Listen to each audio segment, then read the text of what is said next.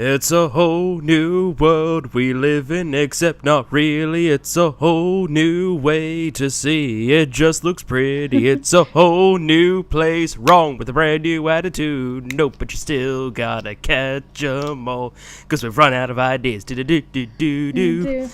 back to Kanto. Pokemon, let's go! Let's go back to Kanto. That's all it is. Yeah. Sorry if I didn't sync properly, but it's there. I Yep, just said all go good. instead of sync. Anyway, Don't worry. let's go. I got Pikachu. You got the broken Eevee, but we'll get to that. Because Eevee is second best starter. Nothing Second beats best. Torchic. Oh, that's how is Eevee second best? I got so mad when I'm like, oh wow, Eevee would be great if I can evolve it. Nope, you can't evolve it. And what's the point? That's just Eevee's entire being is evolving. So. And then we learn about all of its special moves that it gets. Oh, the very broken 90 power with like what? It's crazy. It's kind of insane. Why'd I pick Pikachu? Because I'm nostalgic. Yeah. Basically, what the moves are. All of it are 90 power with 100 accuracy. All of them are based around Eevee's evolutions. So you've got a Water-type Mega Drain for Vaporeon, Confirmed Burn for Flareon, Confirmed Paralysis with Jolteon. Again, all with 90 damage. It's not Jolteon, it's just the move for Jolteon. It's just an electric move. Yeah, well, the Jolteon representative move. Yeah. Espeon's one is Magic Coat with damage. Umbreon's is Reflect with damage. Leafeon's is what if Leech Seed was combined with Mega Drain of sorts. And Sylveon is Sylveon cures all status conditions. It's Heal Bell with damage. Yep, and Glaceon is Defog with damage. That's crazy. I heard that Eevee is partner Eevee is like number 1 on the competitive charts. It's kind of insane that there's a competitive for Let's Go in the first place. Yeah, probably because, especially if Let's Go, Pikachu and Eevee did well, which, spoilers, they did, we're probably going to get games like Let's Go Delibird, Let's Go Numel. I was gonna say, if they did it. Let's go Badoo! No, let's go Bidoof. Oh yeah, God. Badoo. I said if they did do a Johto one, it would be Let's Go Meryl and Let's Go Togepi. Probably. Though it's just funnier to say Let's Go Delibird. Let's go Dunsparce. Oh god. Yeah, but what kind of point shall we make with these games? I mean, since we talked about Eevee, let's just talk about the start of Pikachu. Yeah. You didn't experience Pikachu, but Pikachu acts like what Pikachu should act. It's just a super powerful Pikachu, although it's not as crazy as Eevee is. They learned Double Kick because for whatever reason they're like, people won't pick up the obvious Oddish that we kind of force you to use to get into this gym in the first place. Or Bellsprout. Whatever. And even then it's like, you just give your starter Double Kick, it's fine. Yeah. What's weird though is that for Brock they don't actually say he's weak to fighting. They just say his weaknesses are grass and water. Which, okay, sure. But then you'll find out that he's also weak to Double Kick, and you're like, whoa, that's cool. My starter is even more broken because it's a guaranteed 6 IV starter every time you start the game. It's nice, but one thing I don't like about the game, how it punishes you for not going on catching raids. Because later on, after the first gym, I caught some other Pokemon I want to train.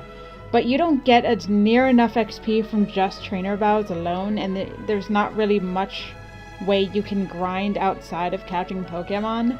So I was Sorry, go ahead.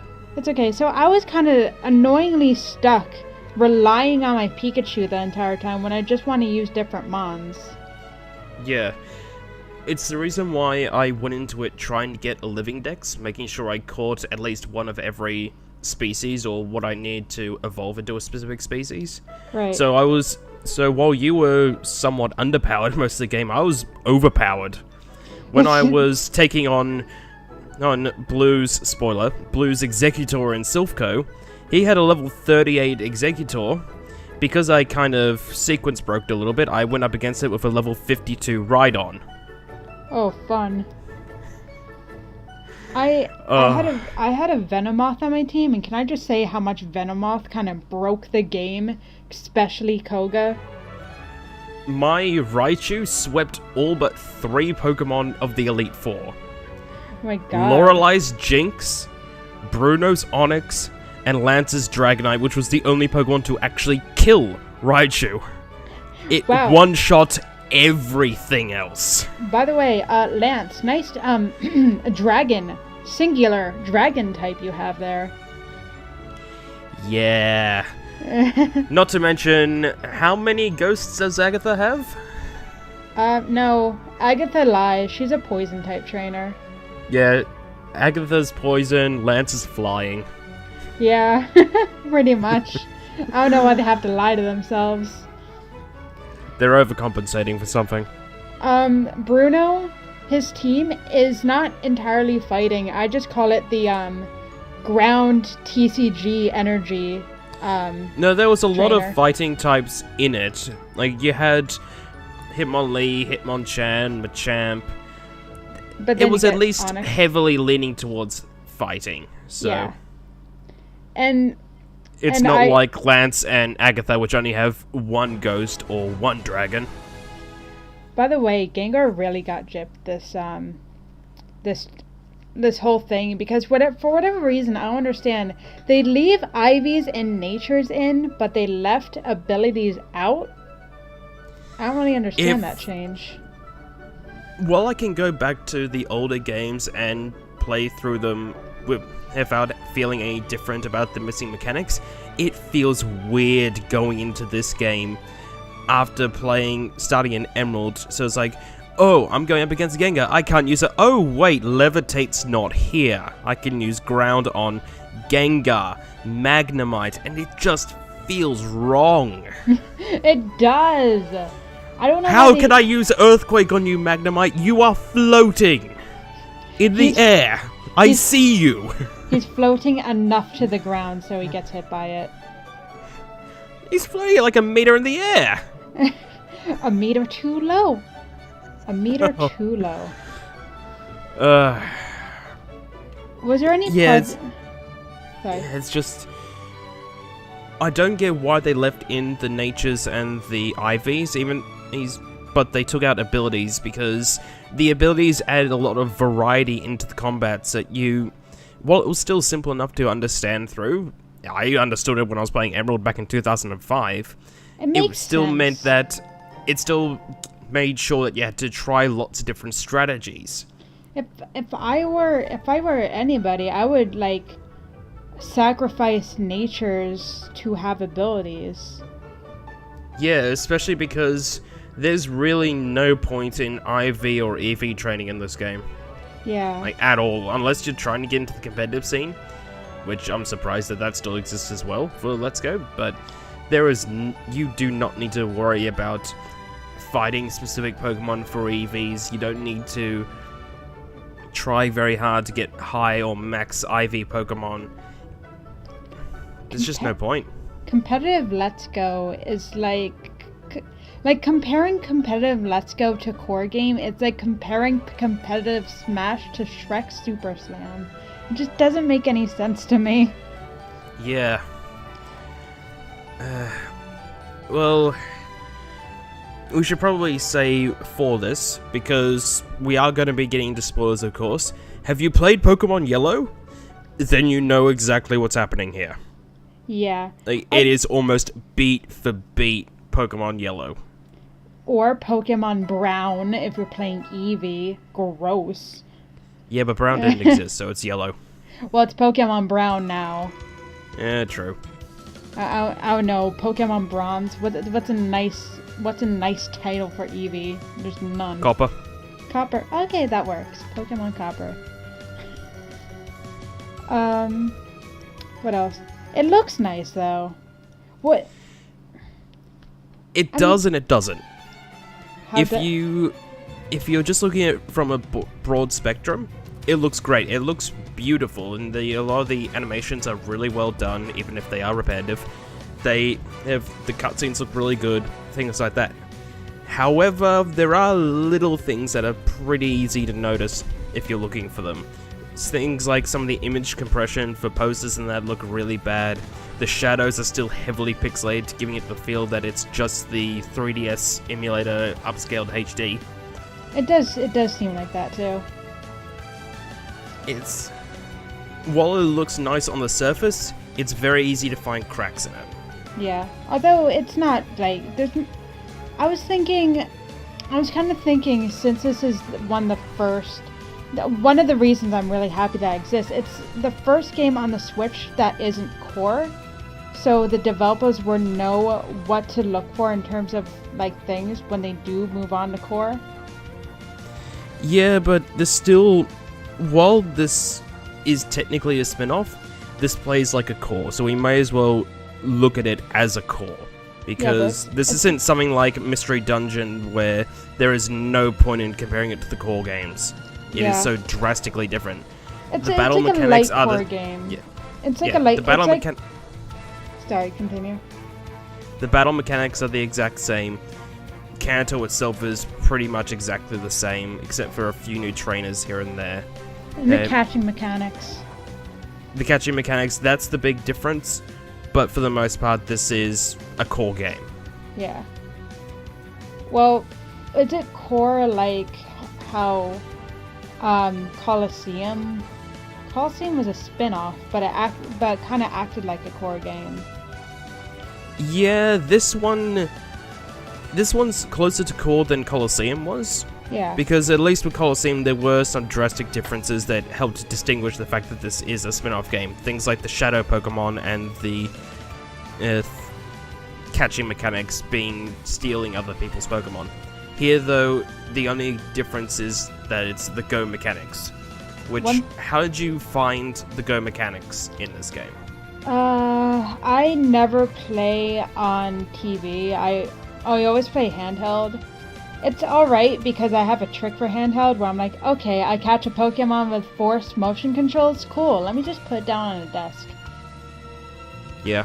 Yeah. I didn't quite have that luxury because while I did play a bit on TV, most of my time was handheld too because I had to play while traveling to and from work.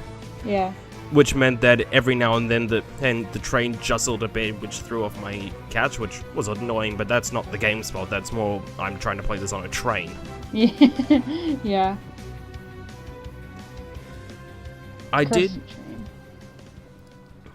did try it though in TV mode along with tabletop mode, and while I didn't have too many issues with hitting the target, there were some times when I threw it straight and it veered off to the left or right. Yeah. And that was with both the Joy-Con and the Pokeball Plus. I played with the Pokeball Plus for a hot second. I didn't buy it. I'm still kind of annoyed that Mew is locked behind a $50 or $40 paywall. But I did try it. What I didn't like about it's like the button is all there's like only like 2-3 buttons. 2 buttons. Well, technically 3 if you count shaking as a button. True. Yeah, it feels like it should have a little bit more than it already has, but it's alright. It's a nice toy, but I would not use it as a controller. I'm sure it actually worked pretty well as a controller. If for the catching mechanic side of it, it worked really well as a controller. I had far less issues with it playing with the Pokeball Plus than I did with the Joy-Con. I can't wait for when in TV mode, of course. I can't wait for somebody in Smash, somebody pulling up to a Smash competition. It's like, hey, I'm ready to play with a Pokeball Plus. No, they won't do that because they're modifying the GameCube adapters in order to plug it into the Switch's handheld mode. Oh, fun. I kind of need a pro controller for Smash, but Smash just came out. That was crazy. Yeah, we'll get to Smash later on though, because we still only just got it. We still need more time to review it. Neither of us get review copies. We will get to it hopefully before the new year, maybe a little after. Yeah, probably a little after. But it's definitely on the way. Yeah. We will try and get it out before Piranha Plant comes out. Yeah, that sounds about right. And definitely before Joker. I don't know on or off this, but I want to tell you my experience with that Joker reveal. Please do. Right now or later, because this is Let's Go. Let's Go time. What's our subtitle again? What the hell are rails? None. Anyway, I'm gonna try to keep it on rails. I want to keep it strictly Let's Go. Fair enough. Tell me off screen then. Yeah. One thing I did really super appreciate, I'm not sure if you noticed, they had a lot of fun hiding items. They did, but I wasn't a fan of trying to find those items. When Pokemon were rushing up to bushes and that to give you things, that was great. When I'm trying to use Eevee as my item finder... Oh, that's awful. God. No, I don't even do that. I was just kind of talking about how they hide item balls behind scenery where they're just out of view. And then you go and like, oh, that's cute. And they keep doing that everywhere, and I love that. Pikachu is the worst item finder, but this is great. Oh, Eevee's worse. Trust me, Eevee is so much worse. What? How is Eevee worse than Pikachu? Even when Pikachu's shaking his tail, I can't find the item. Pikachu, what are you doing, lying to me? Because Eevee's tail's a lot thicker, a lot heavier, which means it's always moving around as you're moving around. Yeah. So it's hard to figure out... Yeah. Yeah, it's hard to figure out when it's, oh, an item's nearby, or I'm just happily hitting my tail around. One thing I will say, though, I loved how they did it in the power plant. Because while most of the time the catching mechanics are purely Pokemon Go, there are a few Pokemon that do have traditional battles that then go into Go catching styles. Unless it's Snorlax. I hate that. Snorlax is one of them. Yeah, I had trouble with it the first time, not too much the second time. Snorlax is one of them. The 4 legendaries are some of them. And the final one is Electrode in the power plant. Oh, I totally forgot about Electrode. How'd he do? It was the usual sort of thing, but what I did like about it is that, you know how with the power plant and other places like that, some Pokeballs turned out to be Voltorbs or Electrodes? Yeah. The way you could tell when a Pokeball in the power plant this time was an item or a Pokemon, if it's the red side on the top, it's an item. If it's the white side, it's the Pokemon, which means it's always Electrode. I love that bit of detail. And they're still shaped like a Pokeball? Yep. That's great. Guys, Electrode is a mimic. I don't get why that can't go through your heads. They're meant to be a Pokemon because they're a mimic. Yeah. It wasn't any bigger. It was still the same size, right? Yeah, it was the same size when you went to the catching battle, but it was, yeah. It's still a good way to have that bit of detail. One thing I don't It's going to be interesting to see what they look like in Detective Pikachu, though. Oh my god. I'm going to watch it, of course, but that is just nightmare fuel, Detective Pikachu. That trailer. Yeah. Mr. At least on the plus side now, we can say, to get back to Smash for a little bit, Ryan Reynolds made it into Smash. Wait, how? Detective Pikachu is one of the spirits. That doesn't count. If he's not voicing anybody, he's not in Smash. Close enough. No. Oh god. What was I gonna say? Oh yeah, one thing I don't like about the catching mechanics, at least for legendaries, it's kind of annoying when you get to the higher level, like lower catch rate Pokemon like the legendaries, because there's no point in throwing Ultra Balls. Just throw Pokeballs until you run out. Yeah, especially because with no way to try and boost the modifier other than Raspberries, which don't even work on the legendaries, you're mostly just going, Throw. Oh, it missed. Throw. Oh, it missed. Throw. Oh, it missed. Throw. Oh, it missed. Throw. Oh, you ran away. Yeah, and then you just keep resetting. So it's not... Shiny hunting is kind of annoying, at least on the legendary side. Pokemon side, however, you're like gonna be swimming in shinies by the end of it. Yep. How many shinies do you have so far? I've only got 2 at the moment. First shiny I found, one I wasn't even training was, God, please help me, a Mr. Mime. Although it was adamant, I want to carry it over, I want to keep it in the team, but it was kind of crappy. I'm like, oh, I'm going to use Cometa, but I can't. So I had to dump him. I spent 2 days and successfully caught a shiny Ponyta because I wanted a cool mount. I think I had another. That's fair. Yeah, and I think I have another one. I'm not sure. I found a shiny Zubat in Mount Moon, just on the whim. The other shiny I found, which I chained for a point, but then once I finished chaining for something else, I figured, stuff it, I'll keep doing this until I find the freaking shiny, was Diglett in Diglett's Cave. Did you get the Diglett? Yes, I did. Oh, good.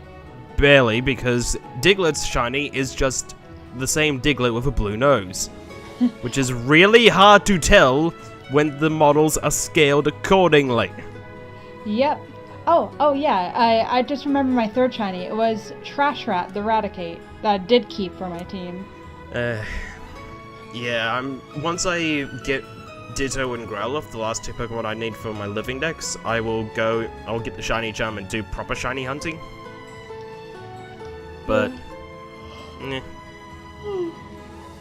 it's not really that much of a priority right now, especially now that Smash is out.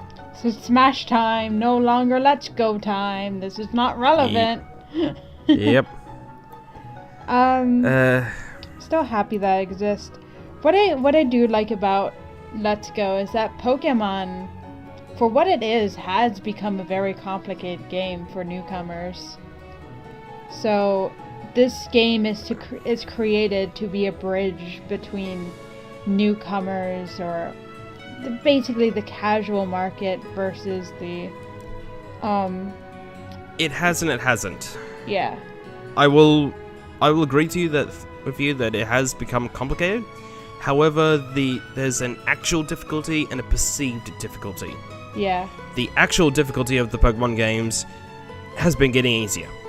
You don't need to worry about a lot of the more advanced mechanics if you're just going through and playing the main story. The perceived difficulty, though, comes from the competitive players going, oh, well, if you're going to try and get into competitive Pokemon, you need to focus on max IVs, getting the perfect EVs, getting the right nature, right moveset. Oh, and you have to memorize the type matchups for over 800 Pokemon now. And that's but that's post game. But it doesn't feel like after you're done with the game, besides shiny hunting, there's not really much to do. That's kind of the flaw with new Pokemon games, that there's not a lot of post-game. Which is weird, because they've got a perfectly good idea for post-game, because they've been wanting people to get into the competitive scene a lot more. Mm-hmm. And if they want to get people into the competitive scene, why not bring back the Battle Frontier? I don't get that either. Also, can we talk about online? Because, oh boy! You mean non-existent? Hey, do you want to trade with your friend? Okay, here you go. Just do these codes that you'll have only 100 combinations, and nobody in the world, not one person in the world, would do the same out of the 100 possible combinations that you can do. So what's the room code? I don't get why the room code things are needed. Especially because there's a perfectly good way to handle it already built into the Switch that was used in the 3DS. Oh. Friend codes. Oh, what was the room code? Squirtle. Diglett. Mudkip. Wait. We're not there yet. Why is it Mudkip? I don't know. God. Oh, it's so silly. I mean, I'm pretty sure it like goes to your friends on your Switch anyway. But it's just kind of silly. What's weird is that ever since Gen 6, the online connectivity between friends has been getting worse. The Festival Plaza was not fun to try and set up battles and trades with friends on. And this is just even worse than that somehow, which I didn't even think was possible. The PSS was okay. It was the most streamlined you're gonna get from, the thing from Gen 6. Yeah. Yeah, like, that was alright. You can find your friends semi-easy on that one. Depends if you have over 100 people cluttering your 3DS like I do. That's what happens even when then, you go Animal Crossing forums! Even then, though, it defaults to showing the people who are online at the same time. So if you're talking with a friend who's on the other side of the world, and they've got their online on at the same time, you should quickly be able to find them. Yeah. I mean, if your friends on your Switch are online, you should just see them, right? Yeah. That's kind of a no-brainer sort of thing. I want to trade with this person here. I have their friend code. Can I trade with them? Sure! After you input this code. Why? I've already done that. But we already have codes. Why do you... just make it Diglett! Just get me in there! Yeah, and... It baffles me as well that the online system for this game doesn't even incorporate well into the Nintendo Switch Online. You cannot back up your save data for this game. Why? I don't know. It's just one of the ones that are blocked like Splatoon 2. And there's not even any bank support for the game yet. The Pokemon Bank's not even out on the Switch. Just why? It's probably going to be out maybe by the time, I don't know, Gen 8 comes, I'm guessing. Yeah, the bank's going to come to the Switch. I've got no doubt about that, but you won't let us back up our Pokemon to the Pokemon Bank. You won't let us back up our save files yet either. What happens if the Switch gets damaged? What happens if the cartridge gets lost? What happens? The Pokemon die, and that's why there's a Lavender Tower. Yep. It's just so many little things for us, which you'd think that with a smaller focus being just on the Kanto games, a region that's already made for you, that you don't need to do too much work to, you'd think they would spend some more time in these types of aspects, but apparently not. To be fair, they did. I'm pretty sure they had to make the region from the ground up, but it's the same region already constructed, so... Yeah, they had to remake the entire region from the ground up, but they had the maps and everything ready to go, so they knew where everything had to go. It wasn't a matter of, oh, let's try this one. Oh, people are struggling to make their way through this. Let's try this version of the map. That didn't work either. No, things like that. They didn't have to go through that phase. Yeah, it's already established. Besides, if people are struggling to make it through the map, including going from Viridian City to Pallet Town, we can just throw in warp points. Oh. For some reason. Oh, here's one thing I noticed. I'm not sure if it was like this in the original game, but you can sequence break a little bit. Like, I had the luxury of being able to skip Route 12, otherwise known as Fence Land. Yeah. So that was fun. I still had to go through Rock Tunnel, which, I hate Rock Tunnel. Everyone hates Rock Tunnel, and they actually made Rock Tunnel even worse this time because there's now 2 levels. There's always been 2 levels, right? Nope, there's always just been the one. Oh. At least there was only one in Fire Red Leaf Green. I've not seen it along with the original games. I'm not sure what it's like in the Gold, Silver, Crystal, Heart Gold, and Soul Silver because fuck going into Rock Tunnel. Honestly. Aw, if only Johto were in this game. Or the Sevi Islands. Yeah. Oh yeah, oh yeah. Why aren't they here? Just don't exist. Because they weren't in yellow? I guess. But it's like, why not make changes when you're already making changes already? You already retconned Clefairy and Wigglytuff to be fairy types. Yeah. No going back there. Yeah, and not only that, they've retconned the timeline so much. This is now their 4th timeline of sorts. In this timeline, Red and Blue had to write down their notes on paper. You are the first trainers to have the Pokedex, not them.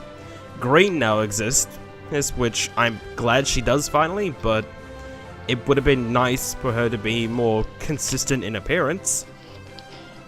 Look, Dialga, since Dialga and Palkia, the Pokemon continuity just got way off the rails and they just point at them.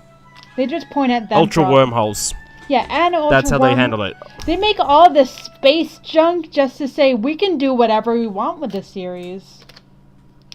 Yeah, and they have easy ways to retcon for those, but they still ignore things like, why do I need to run around this one rock to get my Eevee to evolve into a Leafeon? Why can't I just use a Leaf Stone?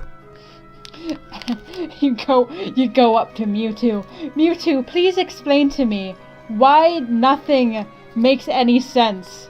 He just turns to you and just goes, everything is a lie! I don't know why Mewtwo, but someone has to tell you that this whole game is just a lie. Yeah. Oh, and that's probably going to be something that happens in the next Pokemon movie, because apparently we're going to be getting a remake of the Pokemon the first movie, now starring Meltan. Wait, what? Okay, I keep getting into an argument with this. Pokemon I Choose You and Pokemon Power of One, they're part of the same story, right? Power of All. Well, Power of All, whatever. They're part of the same story, right? I think? It seems like it. I've not actually seen either of those two movies yet. I mean, all the Pokemon movies, well, the first one was like the only one that had like continuity with the anime. The other ones didn't, but they still had like the same people during that like saga or that series or season or whatever. Plus the Diamond and Pearl arc as well. They kept the story going between the 3 movies. The events of the Rise of Darkrai led into Giratina and the Sky Warrior, which then led into Arceus and the Jewel of Life. But I mean, did they do anything with the show? Were they canon in the show? Nope. That just didn't make any sense, but okay. Is Latios even dead? There's one other thing I find really weird about this new batch of movies. Where these movies are meant to tie into Generation 7, right? I guess. I mean, Zeraora's here. So why aren't we in Alola? That's what I'm saying. I think it's its own part. Like, Pokemon I Choose You was a soft reboot, essentially. While Alola's going on, I guess this is another timeline stuff. Screw timeline stuff. It just doesn't matter. But I'm just wondering if Power of All ties into the I Choose You story, or if it's just its own thing. I've got no idea. The one thing I find really weird, though, with the movies is that the games have given them the perfect opportunity for a movie. Like, perfect, bar none, opportunity. What's that? Rainbow Rocket. Yes, you're right. But even that had timeline shenanigans going on.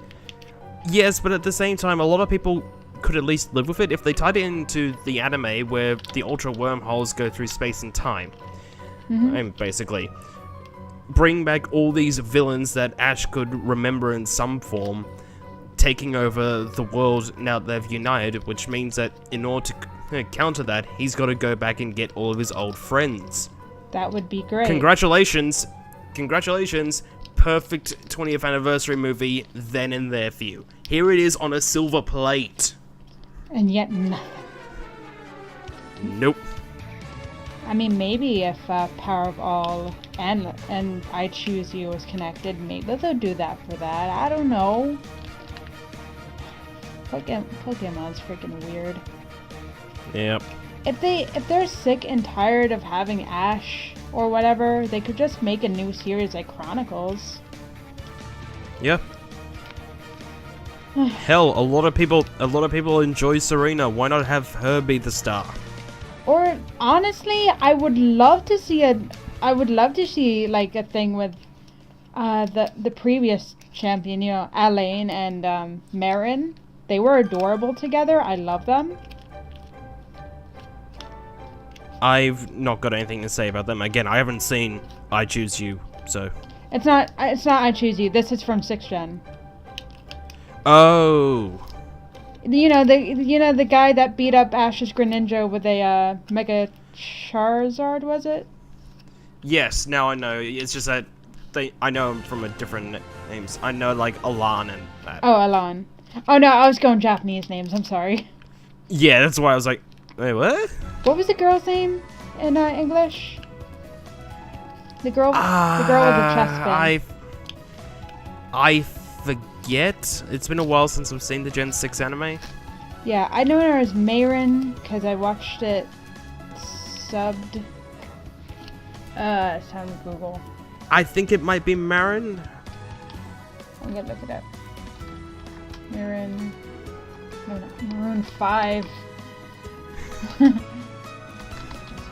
Alright. Google auto search. You never fail to disappoint. Oh, it was Marin. Ah. Same name. Party. Fair enough.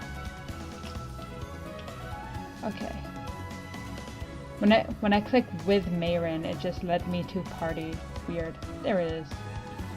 Oh, I love her. She's such a cutie. How did you find the new characters? To get back onto Let's Go, how did you find the new characters? Trace in particular. Are you talking about the rival? Yeah. His official name is Trace, and I named him Trace just because I couldn't think of something else. Are you kidding me? His name is Trace, so he goes up on screen and just proclaims, "I'm already Trace, sir." Yep. I'm sorry, I did not know what his official name was. I'm just like, I went to my Twitter, I'm like, what do I name him? And somebody just says, not Gary. I'm like, okay, I'll just name him Larry. So I'm just gonna call him Larry. I didn't want to do something so obvious as not Blue or not Gary or not Asshat, but... He's already Trace, sir. Yep. Why is his name is Trace because he's just a trace over of Gary. Pretty much. I always called my rival Gary even though it was Blue, but getting into like if he's green or blue based on the language is weird, so I just call him Gary. So since I called him Gary, I'm just like, hello Larry, with one R. That's fair. Yeah, so How'd you find him though, in terms of the story? Would you say he's better than Hal? That's the real question. Yes and no. Yes, in that he's not as annoying as Hal, but no, in that Hal actually got character development. Yeah. And Trace didn't. Yeah, he really didn't. He just kind of, oh hey, I'm going to Pokemon, and you're going to Pokemon with me. That's really it. I also hate that event where it's just like, whoa, what's that in your ear? And he gets closer, and the screen turns dark. Oh, you think that's weird? At least you were playing as the female trainer. Try doing that when you're playing as the male trainer, because that event is exactly the same. Hey, it's like, hey, I don't care. Dude, we're 10. Back off. 1, that's good representation. I like that. 2, they are 10. I don't like that. Yeah, like, in terms of representation, I like that. However, your characters are mute and they're 10. They can't Back consent. Off. I can't consent. Yes. Don't worry, it's just a revive. Uh. Also, can we just talk about... Oh my. Can we just talk about Bill? That was pretty fun. Hi. Who was Belle again? Hi, I'm a Pokemon. Let me just stance. Let me just do a stance as a Nidorino. Oh, yeah. That was fun. Bill. I thought you said Belle for some reason. It's like, wait, who's Belle? Bellsprout? Wait, Beauty and the Beast? No, Bill. He got like one cutscene, and that was fun. Yeah. Would you say, I'm not sure if there's a true canon story, but would you say the canon way to play this would be either with Pikachu or Eevee? Because I want to say Pikachu. I don't know, nor do I care. This is Pokemon. I always like... What the hell is canon in Pokemon? I don't know, I always like to imagine that, because I think the canon story in Black and White was playing Pokemon White, according to Generations. Which makes sense, and should have Reshiram. I actually think the canon one for that is if you're playing Black, because it's N's ideals versus the truth of the world, not N's truth versus the ideals of the world. That's true too. But why in Generations did he have Reshiram? For the same reason that fuck, I forget the guy's name. Describe. Plasma Leader. Oh, Getsus, thank you. The same reason as he has Reshiram or Zekrom and not Kyurem in Ultra Sun and Ultra Moon. I guess I want to say Kyurem's with... no, that doesn't make any sense either. Well, I guess he didn't really... He should at least have either Black Kyurem or White Kyurem, not Reshiram or Zekrom. No, actually, he wouldn't need Kyurem, because if he succeeded in the first Black and White, he wouldn't need to go to Black and White 2 and rely on Chorus. But in Black and White, it's N's Pokemon. He never gets one of the legendary dragons. I mean, I don't know what happened during the timeline where Getsus succeeded, but I can only assume he punched N in the face and got his dragon and ran away somehow. Isn't that child abuse though? Because he Getsus is N's father. He kicks Lily. He doesn't care. Yeah, but N's his son. He hates N. Don't you know? I'm pretty sure you wouldn't beat up your own children. He wasn't even his blood child to begin with. He keeps calling him a freak with no heart. The reason why he has N is just for his plans and his plans alone. True. He doesn't care about N. He will abuse children. Yeah, fair point. N is a poor child. Yeah. Child abuse! A perfect theme for Pokemon. Hey, Lucamine child abuses too. In a more, like, manipulative way, but still, I mean, both manipulative. What am I talking about? Horrible parents. One's more emotional abuse, the other's more physical abuse. Which one? They're both kind of emotional abuse.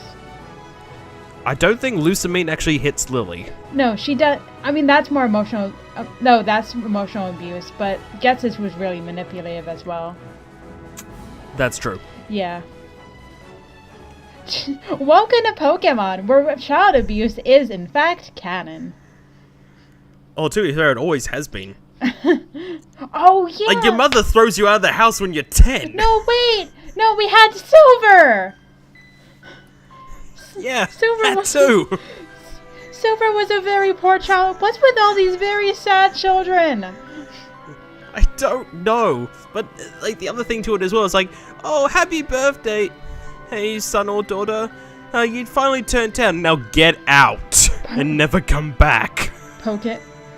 Instead of just... It's a whole new world we live in. Okay, leaked plot for Gen 8. Instead of, like, having only your mom, you're a child that's going through the divorce. They've already done that. That's Gen 3. You're right. Oh, you've seen Pokemon Rubier? Have you seen Pokemon Rubier? Yes. Oh my god. That's why your mom can't go out. That's why your mom doesn't go out of the house. She's too depressed. I thought the reason why parents don't leave the house is because you can't leave the town without running into tall grass. That's true. I mean, Sun and Moon, she had a Meowth. That's true, and I think there is a character in Vermilion City that describes a Meowth lady, which could actually be your mother in Sun and Moon. Why is there only one bedroom? Where does the mother sleep? Nowhere.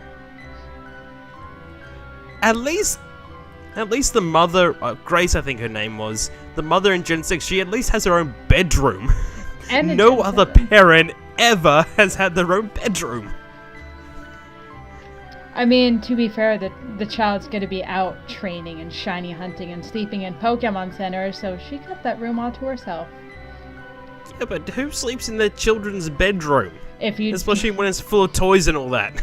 Oh, if you're in Gen 3, you can place like plushes down. So your mom has to go in your room and it has to be stared down by a giant Whalmer plush. Like that reaches the ceiling. Yeah. Oh my god. Gotta love this logic. I mean, oh, come on. I would say When parents are abusive to children, they steal the bedrooms, but children can fill their bedrooms when they're not being used with Whalmer plushes. Welcome to my bedroom, sweet dreams. that are bought by the parents as well, in the case of Generation 2. Sweet dreams. Sweet dreams are made of these. I would say we're going off rails, but we're still talking about Pokemon, but we're fine. But I guess going back to Let's Go. Did you name your Eevee? No, I couldn't think of anything. You heathen! I suck with nicknames for Pokemon. What do you want from me? I mean, Eevee's your partner Pokemon. Well, then again, Ash didn't never nickname Pikachu. And no one in the Pokemon world nicknames their Pokemon. I'm disappointed that Green didn't nickname her Blastoise Blasty.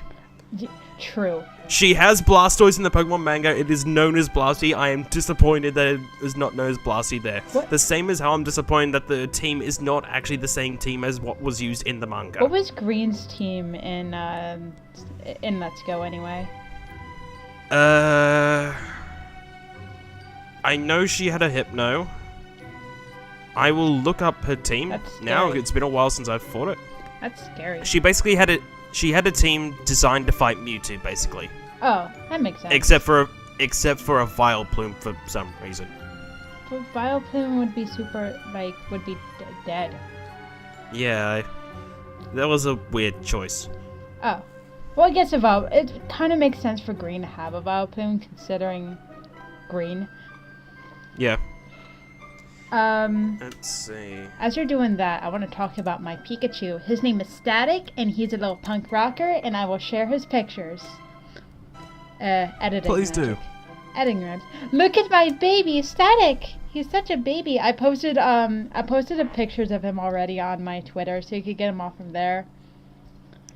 Yeah, I'm gonna be intersplicing this with pictures of Eevee when in the playtime.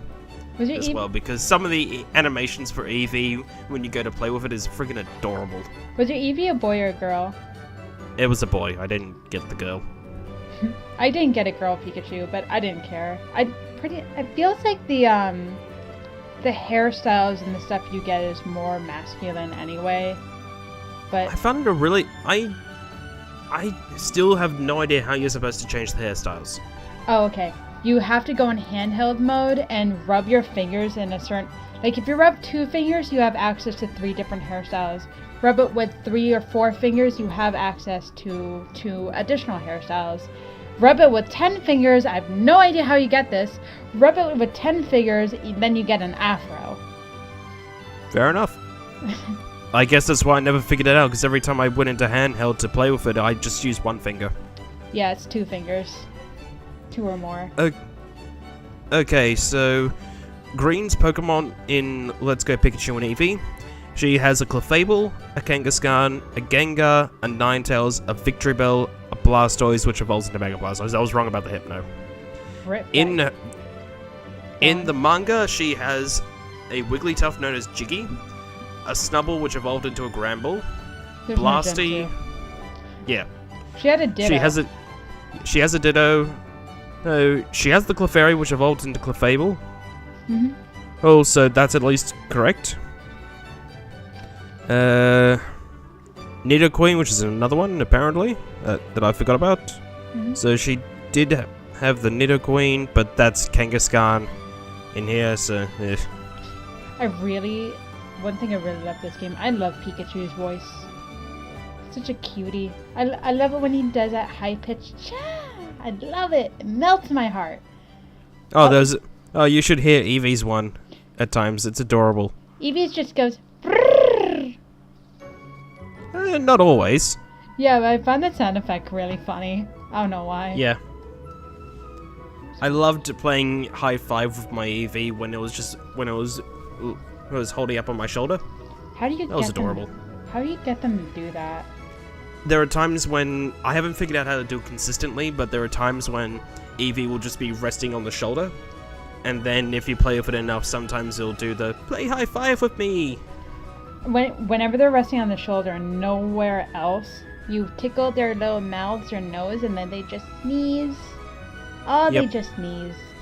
That's one thing I really love about this game. They're so freaking cute. Although, you can only play with Pikachu and Eevee and nobody else. Which is really annoying. Yeah, I want to play with the Venonat. Venonats are so fluffy. I wanted to brush my Ninetales' fur. Oh, I want to brush my Rapidash's fur and promptly burnt my hands off. I also wanted to play with my Alolan Raichu after it swept the entire Elite Four. You didn't name any of your team, did you? No. Alright, let me give you my stupid nicknames for my final team. I have Static, my Pikachu, Lamp, with 2 dots over the A, my Venomoth. Silly, I know. Trash Rat, the Shiny Raticate. Excalibur, my Shiny Rapidash. Who am I missing? I don't know. Nuke is interesting. Nuke is my Blastoise. And I chose him to be from my Go because that's like the very first Pokemon that Go forces you to catch. Oddly enough, it has bounced IVs off the board, you know? It's weird. Nice. Yeah. So the team I had for my one was Eevee, Ninetales, Rhydon, on Venusaur, Alolan Raichu, and Gyarados. Right. Did I name all my folks? Lance. I just remembered it. Speaking of Gyarados, Lance's battle was funny because I decided to use Pika-Pow on Lance's Gyarados, and it just kind of exploded. just only ashes remain. I didn't even do that. I did Sparkling Swirl when my Raichu fainted. Uh-huh. Die by fairy powers! Oh, here's something fun. Rip, rest in peace, Stanley, but when I went up to, possibly the best gym in all of, and honestly my favorite gym of all time is Blaine's gym. He just comes up. Oh my god, the changes that they did for Blaine's gym. Yeah, but when I was like doing, like, yeah, you have to voice everyone you meet. When Blaine came up, it's like, hi, I'm Stanley. This is my cameo. Would you like to answer some questions? I just love the fact that it was like, no, you're not supposed to come up here yet. Oh, fine. Right. Oh, that's right. Hi, it's me, Blaine, otherwise known as Stanley. Those freaking Blaine dolls are hilarious. Why did he dance? I just want to point out that was a fire trial reference at the end. Yep. Who are you going to fight? That's right, me, Stanley. What do you think of the other gym changes? Because while some of them were pretty much the same, there were a few gyms that got some drastic redesigns. I just want to point out that Koga's gym has slowdown in it. So does Viridian Forest, but Koga's gym has slowdown. Brock's gym was the same. Brock's gym was the same. Misty's was the same, except they have trainers swimming. The trainer animations were well done for those. Yeah, but then you only get to see them there. After Misty... Oh, Sabrina's was nice. You could fight some others. You could fight some other swimmers when you went to the water routes. Yeah, but like you don't get to see them jump. You don't get to see them jump. Yeah, that's true. Sabrina's was kind of Sabrina's was beautiful, but it's kind of funny when I talk to my Venomoth and it just says, "Lamp seems to be very interested in the lights of the building." Very fitting. I know. No, keep away! Those are bug zappers. No! Why must that?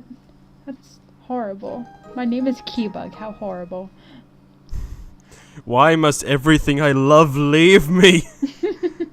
Oh my god. What was after Sabrina? Oh, right. Well, it was Surge, then Erica, then Koga, Sabrina, Blaine, then the mysterious 8th gym leader that is totally not Giovanni. Giovanni. Giovanni's gym is still silly to me. Like, why? Yeah.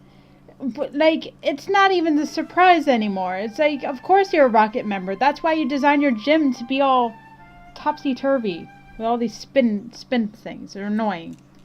You spin me right round, baby, right round. Old dead meme. Dead meme. Moving on. Oh. Erica's gym is nice, although the art style did not do Lieutenant Surge any justice, because Lieutenant Surge is supposed to be very tall, but in this he looks like Cotton Hill. Like somebody took his knees. He has no knees. Tom Nook took his leg benders. I ain't got no knees. I really wasn't a fan of the stuff that they did for Surge as well, because why do I have to keep looking around this stupid autograph? In fact, there's actually a lot of items that Eevee picked up for me, which I do appreciate, but they do nothing.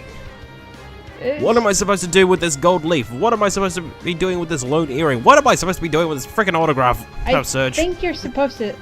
Not the autograph of Surge. That's just kind of world building, I guess. That just literally does nothing. But when you have Surge's autograph and you go to getting your badge count, when the person picks up the Volt badge, he's like, oh, or Thunder badge rather. He's like, oh, nice autograph by the way. But that's really it. That's all you get. Yeah, it's that one I at least can live with. It's the other ones I just find really annoying. I'm pretty sure you're supposed to sell them. You get next to nothing from them. I tried. Well, unless there's a specific place you're meant to sell them, they give you like 5 poke each. Eevee is just trying his best. Which I do appreciate. It's actually really adorable, the animation that it has when it's giving you the item, because it's just this little leaf in its mouth. And the muffled Eevee sounds. It's adorable, but what am I supposed to do with this gold leaf? I'll just hang it up on the fridge so everyone can see. I'm so proud of you, Pikachu. Oh, look, it's blowing to the west past these really tall mountains. I wonder if that's a symbol of anything. Wait. Ooh. Gold leaf.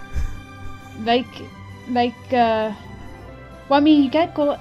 The first time I got the gold leaf, I'm like, oh, do they have the same? I don't even know what they did in Heart Gold, Soul Silver, but they were there. I don't know what for, but they were there. Yeah. I think it's like something nice you put on your Pokemon, but that's really it. Should have done that for maybe. Okay, what else with this game? Oh yeah, the art style makes Lance look like a 10-year-old, but that's really it. Yeah, and also, why is his Dragonite so small? It's just... His Dragonite, you mean the thing I killed in one move? Yeah. That was fun. Just teaching Ice Beam to my Blastoise, that was fun. Also, Lorelei, I'm pretty sure you're not supposed to keep your sit on your Lapras while it's on dry land. I saw somebody playing Let's Go, and after they beat Lorelei, they're like, didn't I just kill your Lapras? Yeah, it's kind of there. So wait, you've got You've got 2 Lapras, one just to sit on? Yes, his name is Chair. How fitting. Oh my god.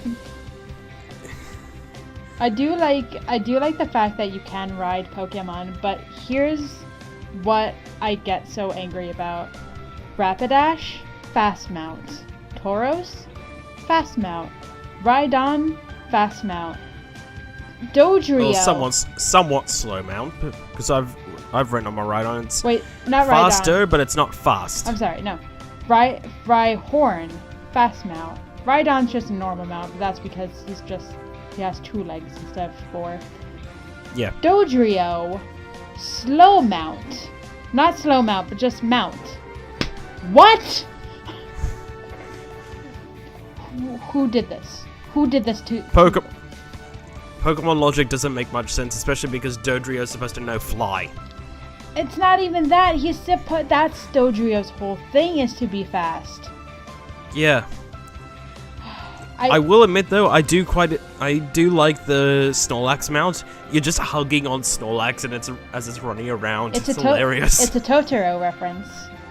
Yeah. It's great. I love that.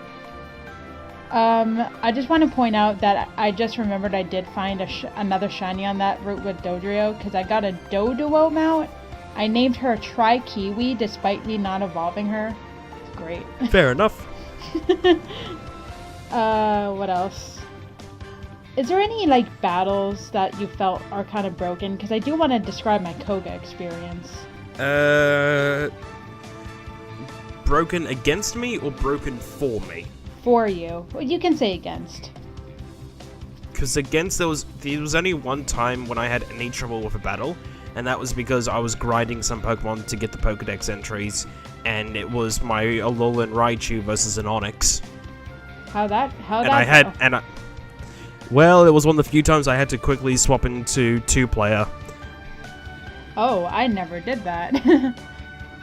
Well, it's almost like I had one Pokemon that could actually fight, and the other 5 were weaklings. Yeah, that's fair.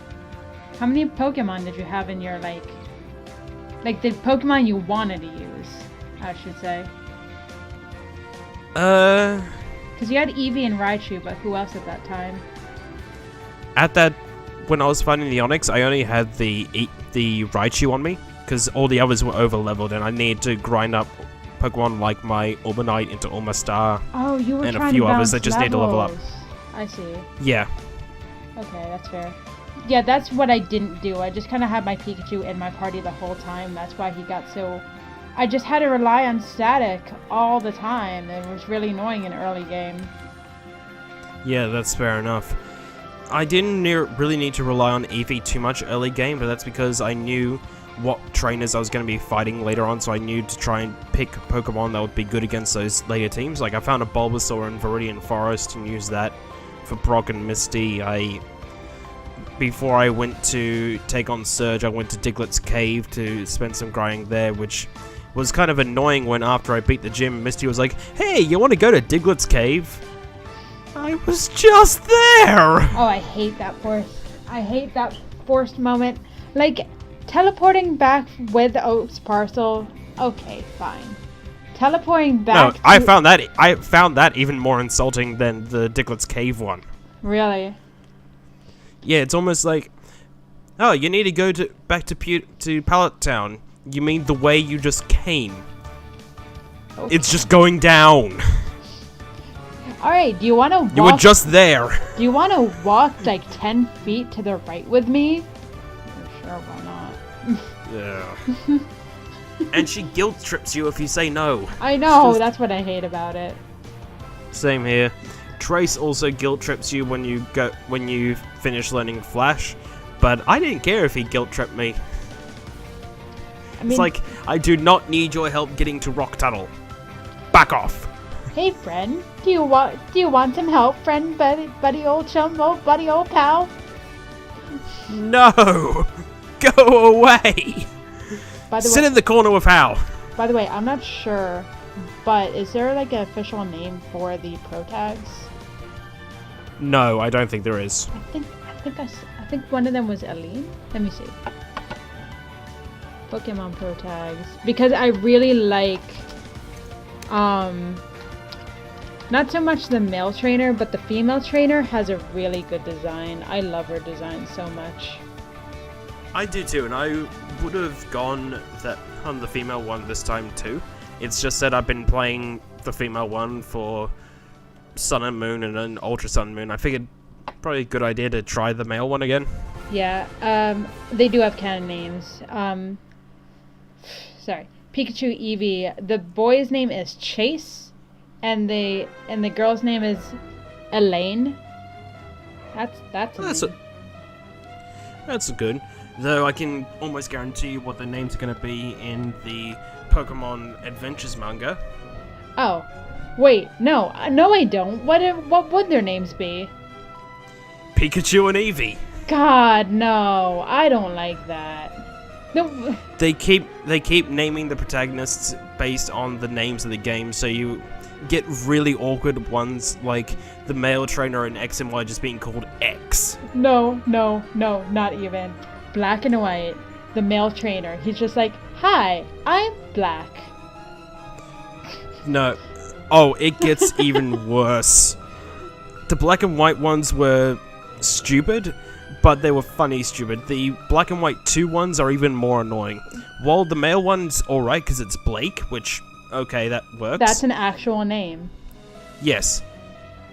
Rose's name was Whitley. Whitley, not Weiss. No. Yes. That would make no sense at all. Naming her Weiss. Blake and Weiss? What is this, Ruby?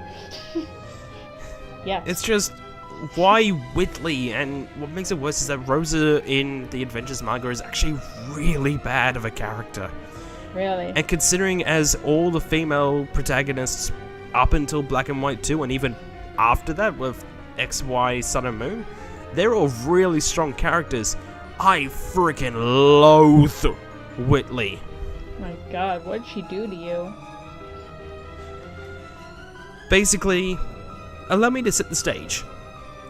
Green, Master Thief. Yellow, was willing to stand up to Lance with nothing but a Kakuna, Doduo, and all these basic Pokemon. Okay. Sapphire. Strong trainer, completed the entire gym challenge in Hoenn in about 90 days, and was willing to go toe-to-toe with Groudon and Kyogre in order to try and stop them from fighting. Mm-hmm. Hey, Platinum. Literally the 1%. Strong trainer, contest champion, freaking rich, intelligent, and took it down all the gyms and the elite, well, not the Elite Foreign champion, but the Battle Frontier, and even caught Reggie Gigas for Diamond. What would Whitley do? She is a former Team Plasma grunt who is love-struck with N and is currently stuck in a self-formed love triangle between N and Blake. Whoa. That's a lot. That's riveting. That's a lot. I just want to point out, I'm looking at their Wikipedia. Oh, okay, that's weird. I'm looking at their Wikipedia page. I'm sorry. Whitley's in Japanese was named Y2, and Blake's Japanese name was Lack2. Not Black, but Lack2. Yeah. Help. At least with Serena's name in the Adventures manga, they had it so Y was just a nickname, and her real name is Yvonne Gabella.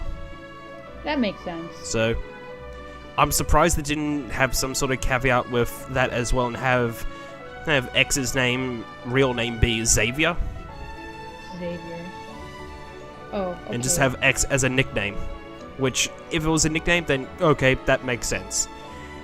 But no one calls him by his real name. Everyone from the Friends to Grace to Team Flare to the Elite Foreign Champion and all the gym leaders call him X. But that's a cool, what do you call it? That name is like really edgy. He's a depressed, mopey asshole. He's not edgy. No, he spends most of his... No, he's depressed. He spends most of the time curled up in a ball in a tent on a Rhyhorn's back. I'm sorry, but are all of his Pokemon Mega Evolutions? A lot of them are, yeah. Why? Because... I don't know. Because X and Y. Yep. Oh, why is Pokemon kind of copy off of... Okay. Why is...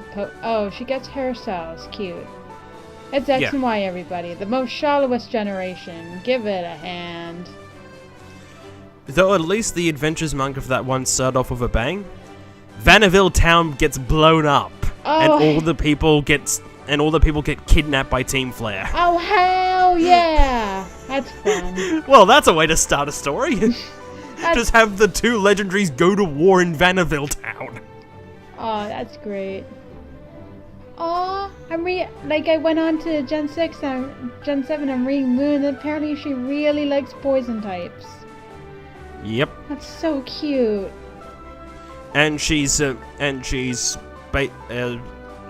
knowledgeable in medicines as well, so... Look at this art. Oh, that's good art. Yep. I love Just that. once I bring Discord back up. That's good. She's definitely a lot better than Sun is, because Sun is really shallow in the Sun and Moon arc. All he wants to do is just make $1 million Pokédollars. That's it? That's his motive? At the end of book 2, he wanted to try and sell the Island Challenge token thing. Good job. You did it. You became rich. Riveting. You did it. Alright, back to, let's go. Rails. None of them.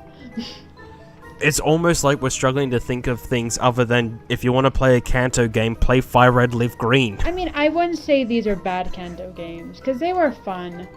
What I was kind of excited with this game was, like, I wanted to get Pokemon that I don't really use. And I did. I was happy with that. I never used Rapidash.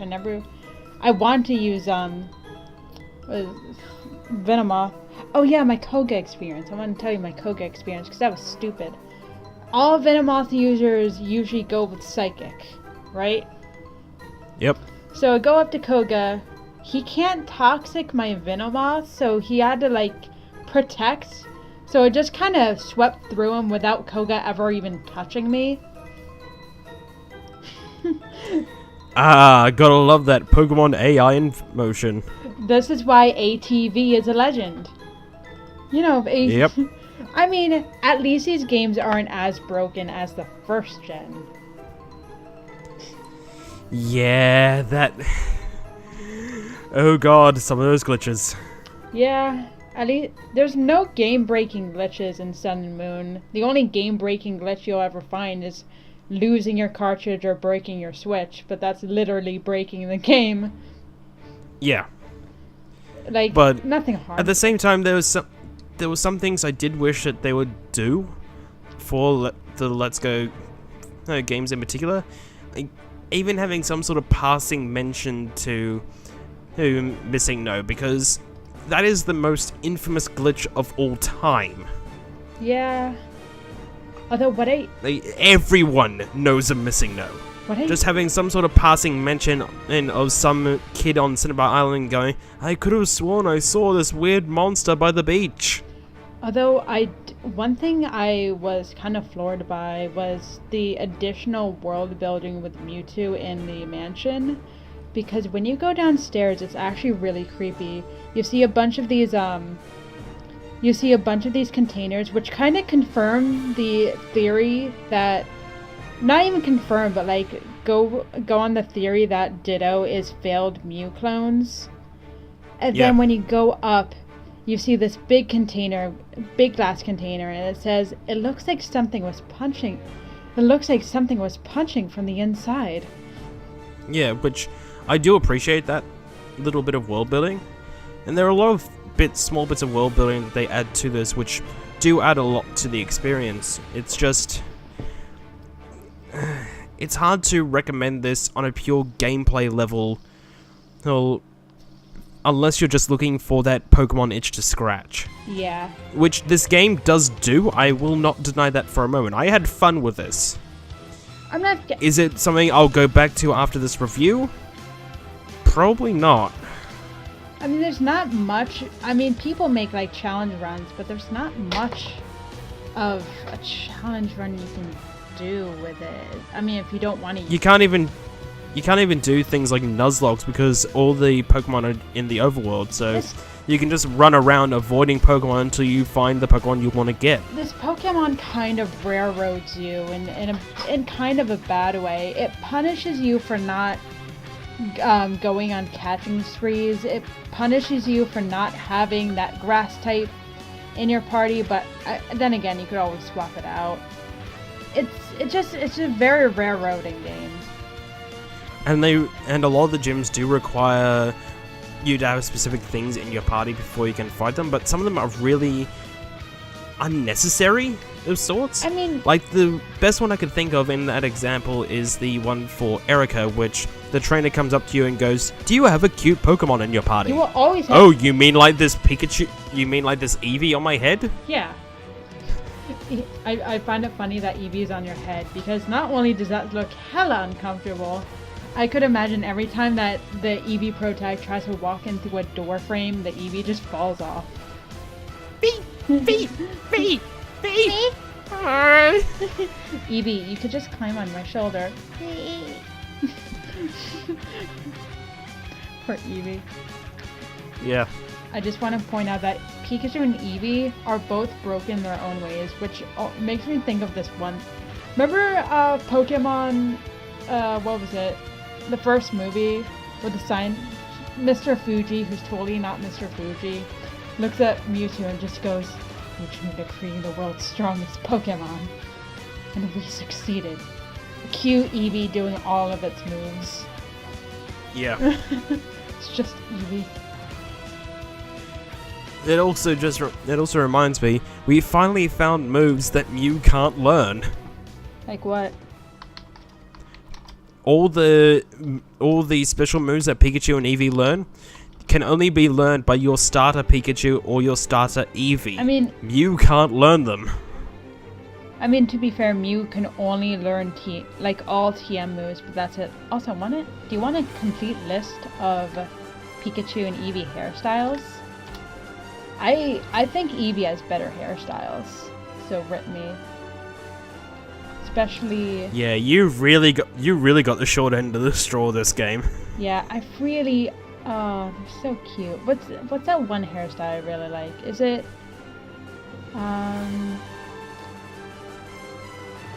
Well, I do love Pikachu's mohawk. That was really fun. That's what Zack has. Do you see Eevee's afro, right though? Well, I'm still scrolling down at the moment. My Eevee's current hairstyle is just the first one, so just a little bit of spiky hair at the top. Aw, good baby. Oh, the friggin' afro!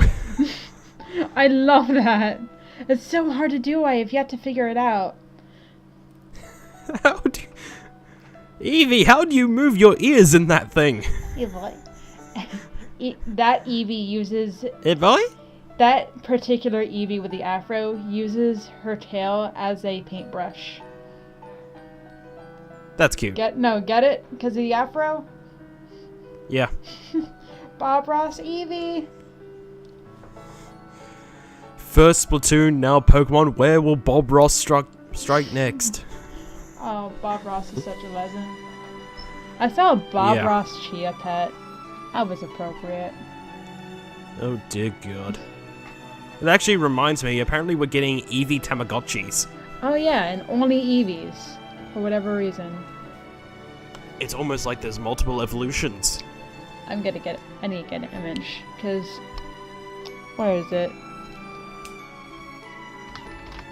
Oh no, wait, no, it's in my documents. I need to show you something about a Tamagotchi. I saved it. Oh yeah, here it is. So I still maintain that a Tamagotchi would be a perfect assist trophy for Smash. How? They made Pong an assist trophy. That's true.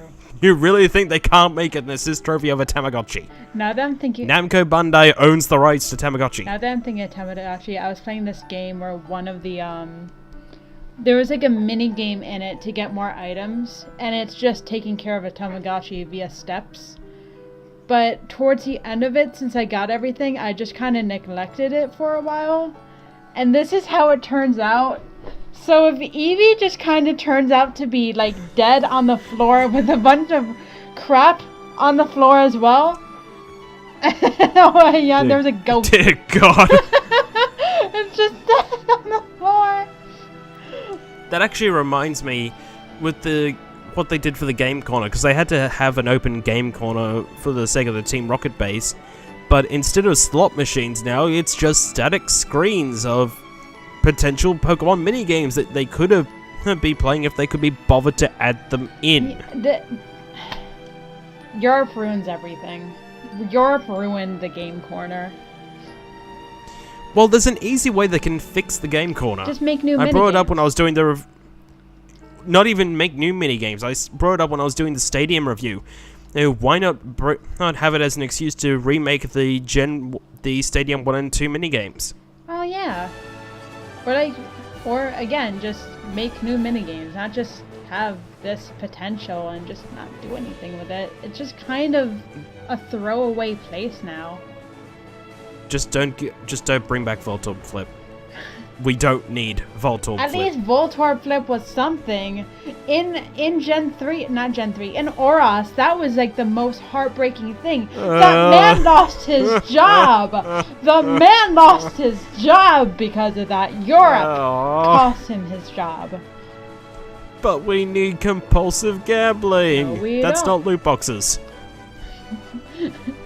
We have loot boxes, but we don't have fake gambling. That's just stupid. Oh my goodness. The law makes no sense. You're right. What else? What else for this game? I don't hate this game. I'm happy that it exists. It looks like a game that's easy enough for a 5-year-old that can barely read can pick up. I think. Right? That's true. Yeah, this game is easy and a great first step for newcomers. My big issue for this though is even taking out the fact that I've been playing Pokemon games for a long time, when is it too easy? Let's go. That's what. Too easy? Yeah, it's just... Too easy is just getting a 6 IV Pokemon as your starter. Yeah, well, I get the argument for having more hand-holding aspects in games in order to allow people who just want to relax and breeze through the game to be able to do that. I completely get that.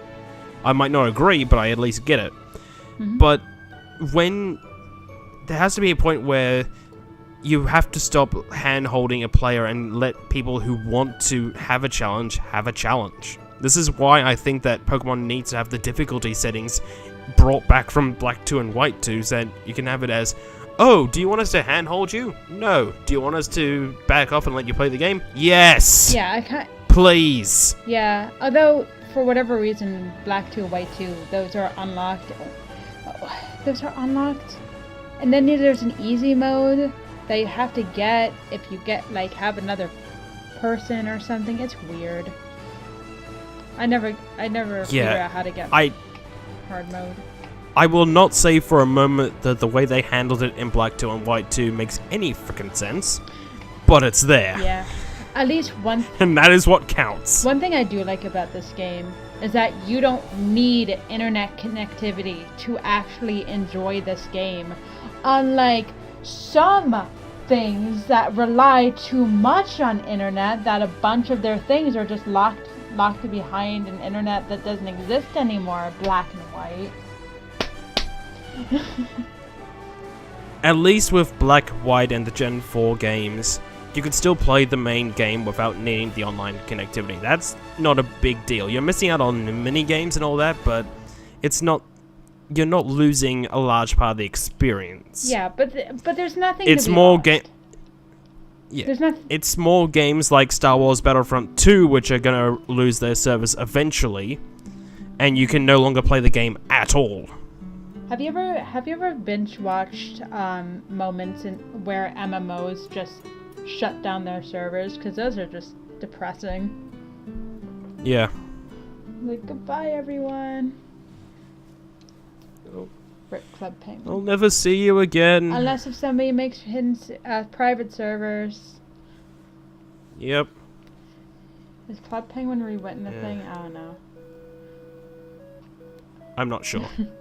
Don't spend your lives away in MMOs because they can shut down at any moment. Yep. This is why I stay on the side of Team Single Player. You're right. God, what else with this game? Let's go, Pikachu. The soundtrack's good. Oh yeah, soundtrack's pretty good. I mean, it's everything I expected. It's so nice hearing fully orchestrated Pokemon music. Oh, so good. So nice. Oh yeah, going back to Let's Go made me realize how kind of shallow the number of Pokemon were. I once, maybe in a way in terms of usability too, but like, there's only one line of dragons, one line of ghosts that don't even function correctly, and one line of psychic types that are way too, not even one line of psychics, I'm sorry, too many psychic types are way too overpowered. Yeah, and now that later generations have brought in Dark and Steel and Fairy types, some of the challenges from Kanto are a complete joke. I was laughing my ass off when my Gyarados basically swept Lavender Town and the Pokemon Tower because all I needed to do was just keep spamming Bite on everything. Bite is... There's a... And the only reason why I was using Bite and not Crunch is because I didn't have Crunch yet. Yeah, but still, you got that dark... you got that dark type move. Yeah. What else? There's only like 3 Pokemon you can fly on. Aerodactyl, Dragonite, and Charizard. And your starters, which actually act as normal fly. Yeah, but that's normal fly. I'm talking about like mount flying. Yeah. Aerodactyl's fun. Yeah. But why not Pidgeot? Plus, it's weird seeing Charizards and Dragonites just in the wild. Yeah, why not? And the Dragonites are far more common than Dratini and Dragonair were. It's like, what is this? Why can't Pidgeot take you? I have no idea. That makes me sad. Along with Pharaoh, why not Pharaoh? Same. Well, I guess Pharaoh... Is Pharaoh too small? Okay, here's something. Here's a downgrade. Haunter to Gengar. Haunter's a mount for whatever reason. I don't get that, but he's freaking huge. Yeah, I was surprised at how big Haunter was when that cutscene played of you using the Silph Scope for the first time. Like, bloody hell! Okay, here's a fun fact.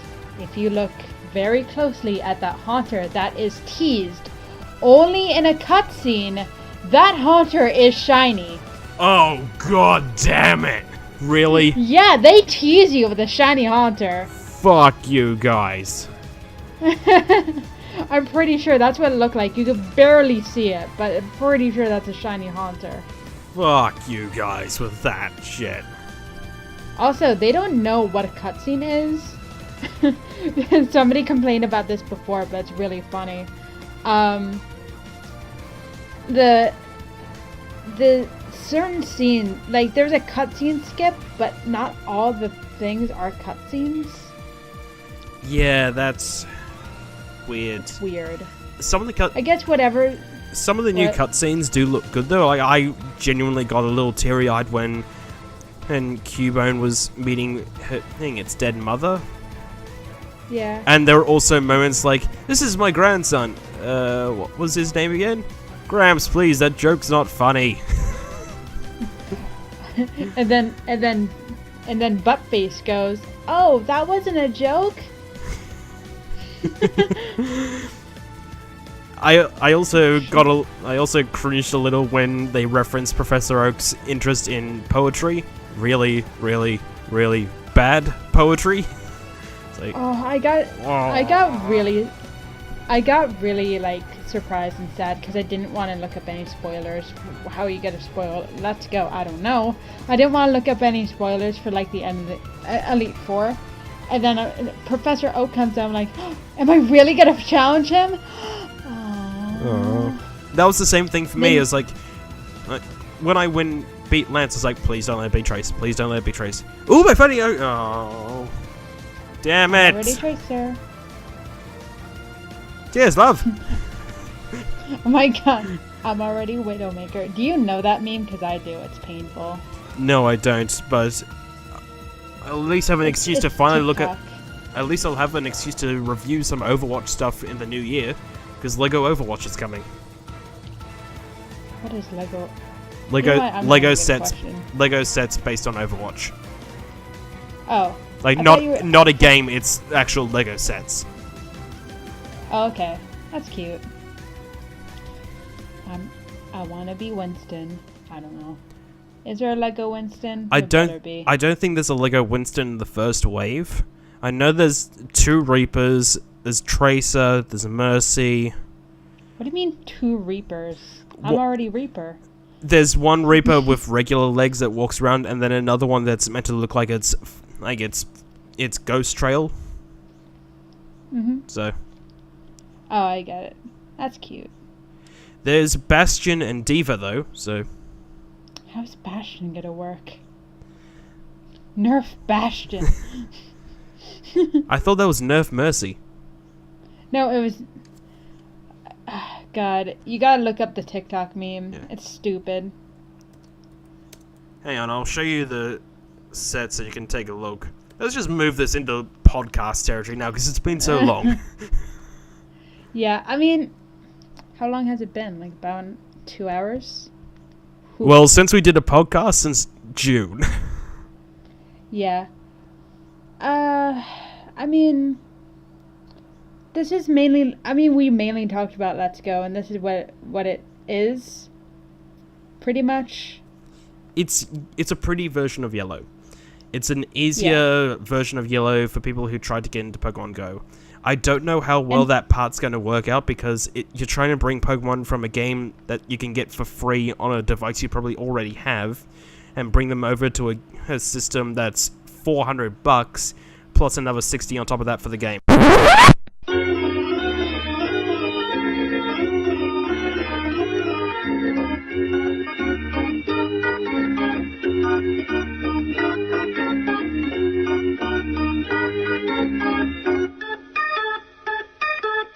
Ooh, my computer's really chugging along now. Yeah. You could do it, buddy. So, yeah, like, the big thing though with Let's Go is that for the older fans, I can't really suggest this game unless you want Kanto in HD. But if you want a good Kanto experience that's tailored towards you, Fire Red Leaf Green is still the best way to play Kanto. I wouldn't say it's not a bad game. It's not. In fact, Yeah, I should say, Let's Go Pikachu and Let's Go Eevee are not bad games. They are far from it. It is still good for kids. It's good for kids. It's good for scratching that itch in regards to a new Pokemon game. They're fine. If you're looking for something that's more tailored towards you, that's going to give you a more fulfilling experience, I can't suggest this. Yeah, it's not challenging, but that's kind of the point with Let's Go, is to be easy. Yeah. I mean, it's kind of like a Kirby game, where it doesn't necessarily have to be hard to be fun. Yeah. I still had a lot of fun with this game, especially with shiny hunting and all that. Yeah, I do like the mounts. There's fun to be had, but even with Kirby games, I do feel more fulfilled with playing them than I have with this. After I finished this, I was like, well, that was it. I didn't go away with it with any strong attachments to the story like I did with Sun and Moon or the Mystery Dungeon games. I didn't go away with experiences like, oh, I finally beat insert name here. Yeah, I finally caught insert Pokemon here. I didn't have any of those feelings because none of the legendary birds ran away from me. I used the Master Ball on Mewtwo because it's Mewtwo, of course. It just... I want to try catching Mewtwo in a Pokeball. Yeah, it's just... I mean, that's kind of like your own...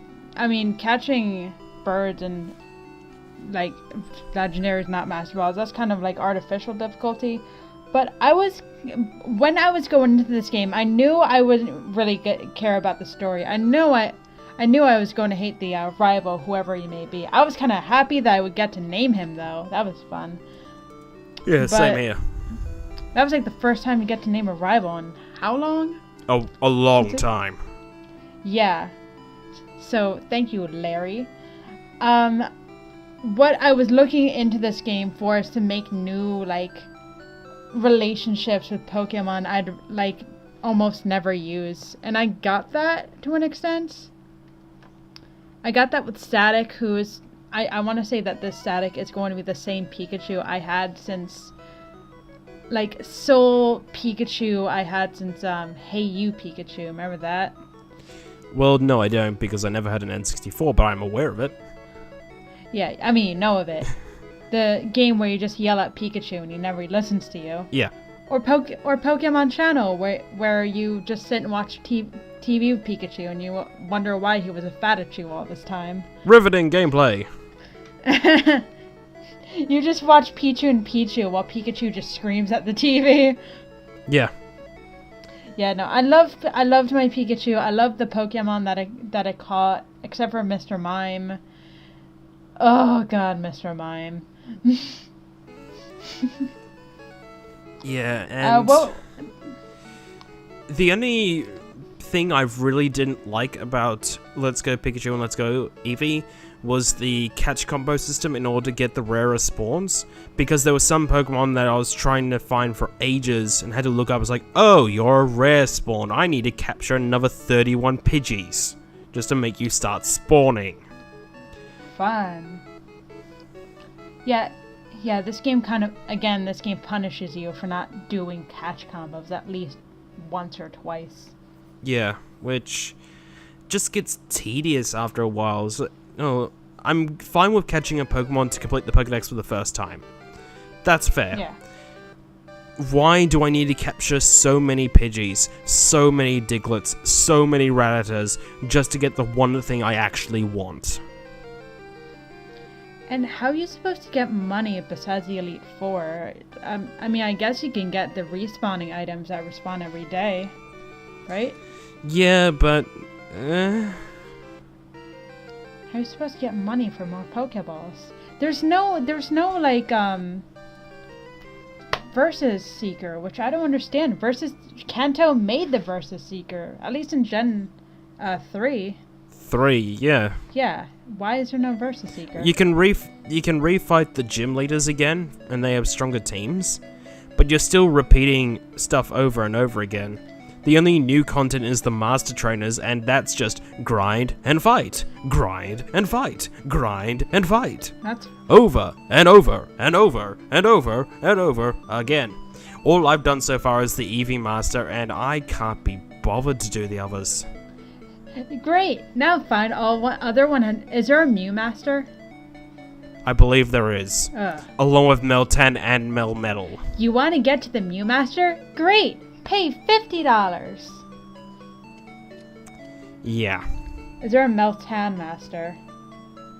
Yeah. Oh, jeez. Actually, I don't think Mew's a master, but I know Meltan and Melmetal are masters. Oh God. Oh, blah. I'm sorry, I puked. Yeah, it's just another reason why I cannot be bothered to get a Melmetal. You're right.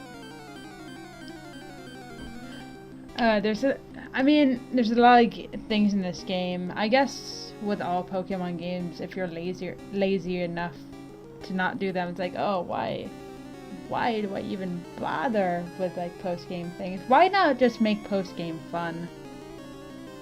Yeah. And I get the appeal of the Master Trainers because some of them have got really good childhood trainer names, and some of the fights are genuinely funny, like the Metapod on Metapod fight. I do quite like the fact that the Zubat master is called Wes and the Golbat master is called Keaton. I don't get it. Please, if you do, Let's Go Johto Game Freak, please let the Crobat master be Crobat Master Conroy.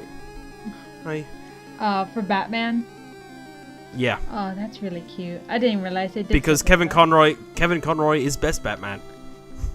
I mean, wouldn't Mr. Mime technically be a Joker?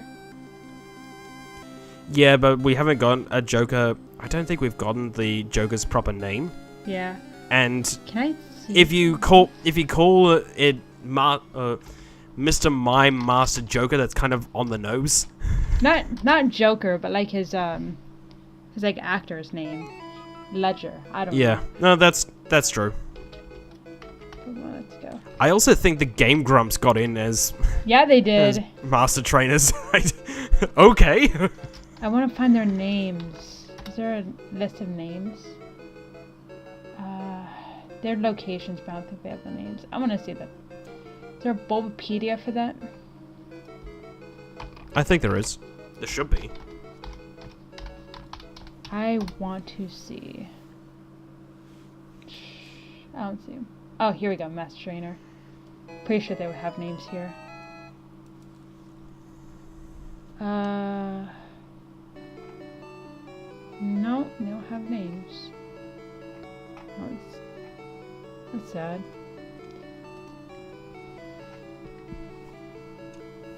Oh no, here. Oh no, I found them on a different night. So I'm gonna like go down here and see if I see anything funny.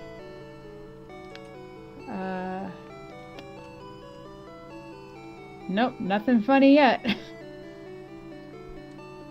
At least if you ever go back to Coliseum, you should see the names in Coliseum. They are so stupid. Not even. Fair enough. They're not even names. There's a Jigglypuff trainer named Marge, I guess.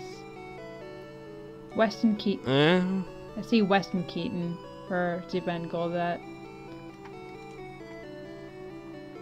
Again, we need Crobat Master Conroy. You're right. That needs to happen. Dugtrio's master is named Dexter. Like the Pokédex. Is that too much of a stretch? Yeah, that's too much of a stretch. Okay, what? Alakazam's master trainer is named Fraser. Why? I don't know. I don't know. Machop's master trainer is named Masahiro for like Masahiro Sakurai. Yes. It's a Machop. Oh, that's great. That's great. I'm not sure if it's for that, but it sounds like it. Rapidash's master trainer is Raymond for whatever reason. I don't know why.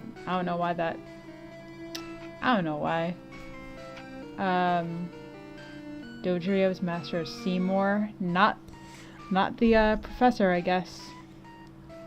I'm gonna hazard a guess and say that Psyduck's is Masuda or Junichi. Why is that? Because he's gone on record saying that Psyduck is his favorite Pokemon. Okay, oh my god. Ghastly, Haunter, and Gengar. Aaron, Danny, and Ross. The Game Grumps. Yeah, the Game Grumps. I'm still going down. Kingler, Leopold. Why is that funny? Elton for Electrode. Summer for Execute. Wouldn't Summer have an Executor considering... I don't know. Sid for Lickitung. Weird. Why you do that? Well, once you find out the Psyduck one, there's one other point I want to bring up, but that can wait until you find Psyduck. Yeah, I'm still going down. I'm calling it now. It's Masuda.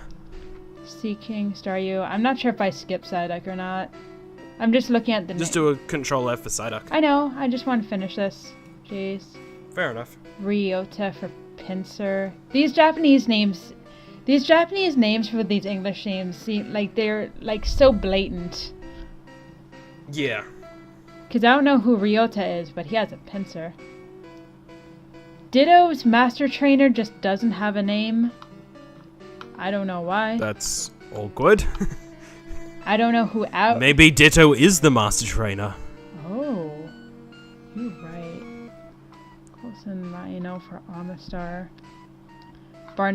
Barnaby for Kabuto. Kenji for Kabutops. Okay. Okay, Martico and Zapdos and Moltres just don't have names. According to this list. They might not have one. Do they have a location? Victory Road, Power Plant, and Sea Foam, respectively. Okay, so they do have them, they just don't have the names. Yeah. Okay, let me go to Psyduck. Psyduck. Nicole. Nicole has a Psyduck. I don't know who she is, but she has a Psyduck. You had one job. Wait, who has Poliwhirl? Kimberly. Well, not you. The localizers working on the games. You had one job. My god. I don't know who any of these other people are, but sure. What? One thing I do want to bring up is I found the animation reuses to be really obnoxious at times. In what? The closing, the trainer loss examples. Jesse, Ace Trainer, Coach Trainer, all share the same animations. I don't know why Master Trainer Aoi has got the same animations. Aoi has the same animations as a last trainer. Who knows? They're just masters. It's just... Yeah. I don't know. Coach trainers are annoying, by the way. I didn't have any trouble with the coach trainers. They're fun. They're good because they give you TMs. Yeah. I should say, I do get why the coach trainers and the ace trainers share the same model and all that. Mm-hmm. But why does Jesse's loss animation be exactly the same as the ace trainers and the coach trainers, whereas that awkward... I don't want to say selective, but... well, seductive, but that sort of thing when they're awkwardly looking to the side, in that I'm trying not to blush or anything, sort of look. That's how I saw it, and it's just... why, Jesse? I don't know if it's just me, but Jesse's hair does not translate into 3D. Maybe... no, it doesn't. Yeah. Also, that Meowth is not my Meowth. No, it's not. I did find it funny that they were complaining about, you should have been on watch, and when you go into Mount Moon, it's just sleeping on the door. I love that. That's hilarious. I didn't realize it was Team Rocket's Meowth at first, but I love that.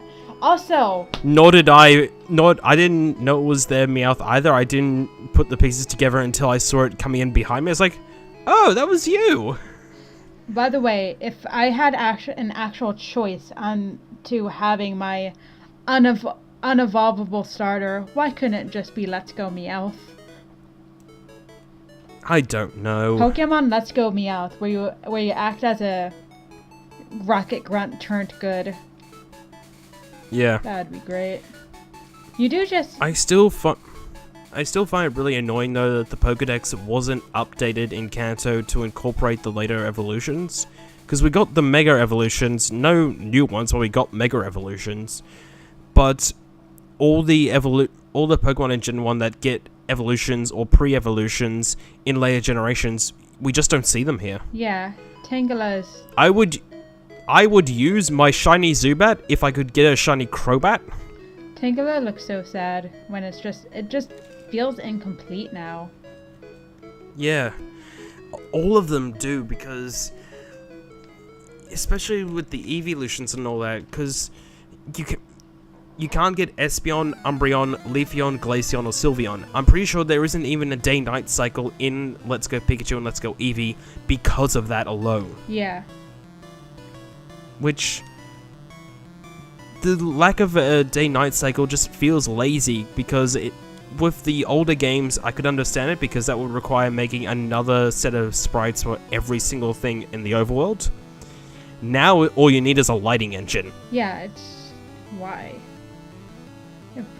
There's no night mode. This game is going to blind you if you play it at night. Yeah. It's just...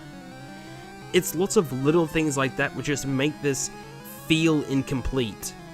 Like, even as much as I hated it in Fire Red, Leaf Green, I could still get a Crobat in Fire Red and Leaf Green. I just had to wait until I beat the Elite Four and Champion to do it. Mm-hmm.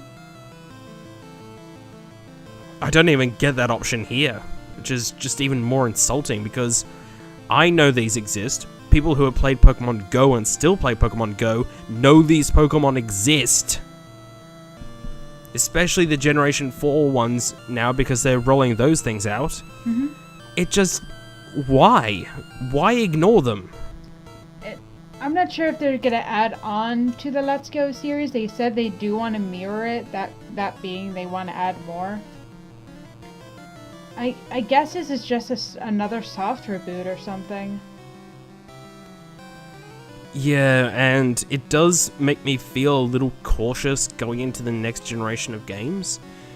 I do hope, though, that the next generation of games, if Let's Go is designed to be the, oh, here's how we can easily bring you into the new game so it's simple and easy and all that stuff, if that continues into Generation 8, I'm going to be really frustrated, because you've given us our hand-holdy ones. Now give us a game that the older fans can enjoy, that actually has some teeth to it again. Mm-hmm. Which I don't know if they'll do. I just don't. I hope they do it. I really do. But I just don't know at this point. So you're saying this game is like making you more sad for the series rather than happy? It's making me more cautious for the series going forward. Yeah. But that's because X and Y, Omega Ruby Alpha Sapphire, Sun and Moon, Ultra Sun and Moon, with some exceptions, and now this, things have been getting progressively easier. Yeah. And I'd like to see it go, at least have the option to be harder. Mm-hmm. And not just, oh, I'm going to restrict myself to only using Pokeballs, or I'm going to do a Nuzlocke run. I want some proper difficulty. Integrate into the game, not just something that fans add on for rules for the fun of it. Right. What about you, though? Your closing thoughts on Let's Go Pikachu and Eevee? I'm happy they exist for newcomers and very, very little children to pick up, because it's an easy to pick up game, but it's meant to be easy. I don't think it's going to affect the series. If anything, it might make the new gen more promising if it's going to be mirrored, because it's just going to be an easier alternative for Pokemon. And if it is an easier alternative, then I will be completely fine with Let's Go continuing forward. I will have no trouble with it. My big issue is just going to be if they look at the success of Let's Go and try to stick with it going forward, and they keep trying to cater to that audience and not the other side of their audience. That's my biggest problem. I don't think that's going to happen. I think that Let's Go exists to cater to the... Yes, it exists to cater to the casual market, but they still have Sun and Moon. They still want to go on with Gen 8 and that storyline. They said they want to mirror it, but it's not going to be an overhaul on Pokemon as a series. It's just going to be another mirror. It's just going to be another game that exists for casuals to pick up, and that's great. I do hope that some things from Let's Go carry over into Gen 8, because I do like the idea of the Pokemon just being in the overworld, not just random encounters in the grass. That's a quality of life thing going forward, especially when you get into places like Mount Moon and the water areas where you just quickly become surrounded by Zubats every random spawn. At least this gives you an option to walk past them and see what else you can find in these caves or in this water. Yeah, I do really like the overworld spawns. Those are great. There are definitely things that can be brought over from Let's Go into the next generation of games. My big thing, though, is that we need to try and be reaching a more balancing point between these two styles of games, between the people who want it easier and easier and the people who want it harder. It's why I keep saying, give us a difficulty setting at the very least. Yeah. That's gonna make it good. And you can also have, like, your challenge, like, self-challenge modes, like Nuzlocke and what do you call it? What do I do? Egglocks? Wonderlocks? Not egglocks. It's not lock. It's a type thing. Oh, monotype run. Monotypes. I love monotypes. But that's just kind of a self thing. You don't need the game to ask you, hey, are you on a Nuzlocke? Yeah.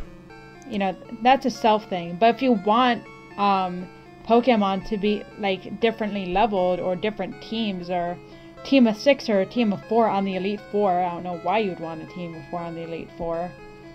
Just do that. Yeah.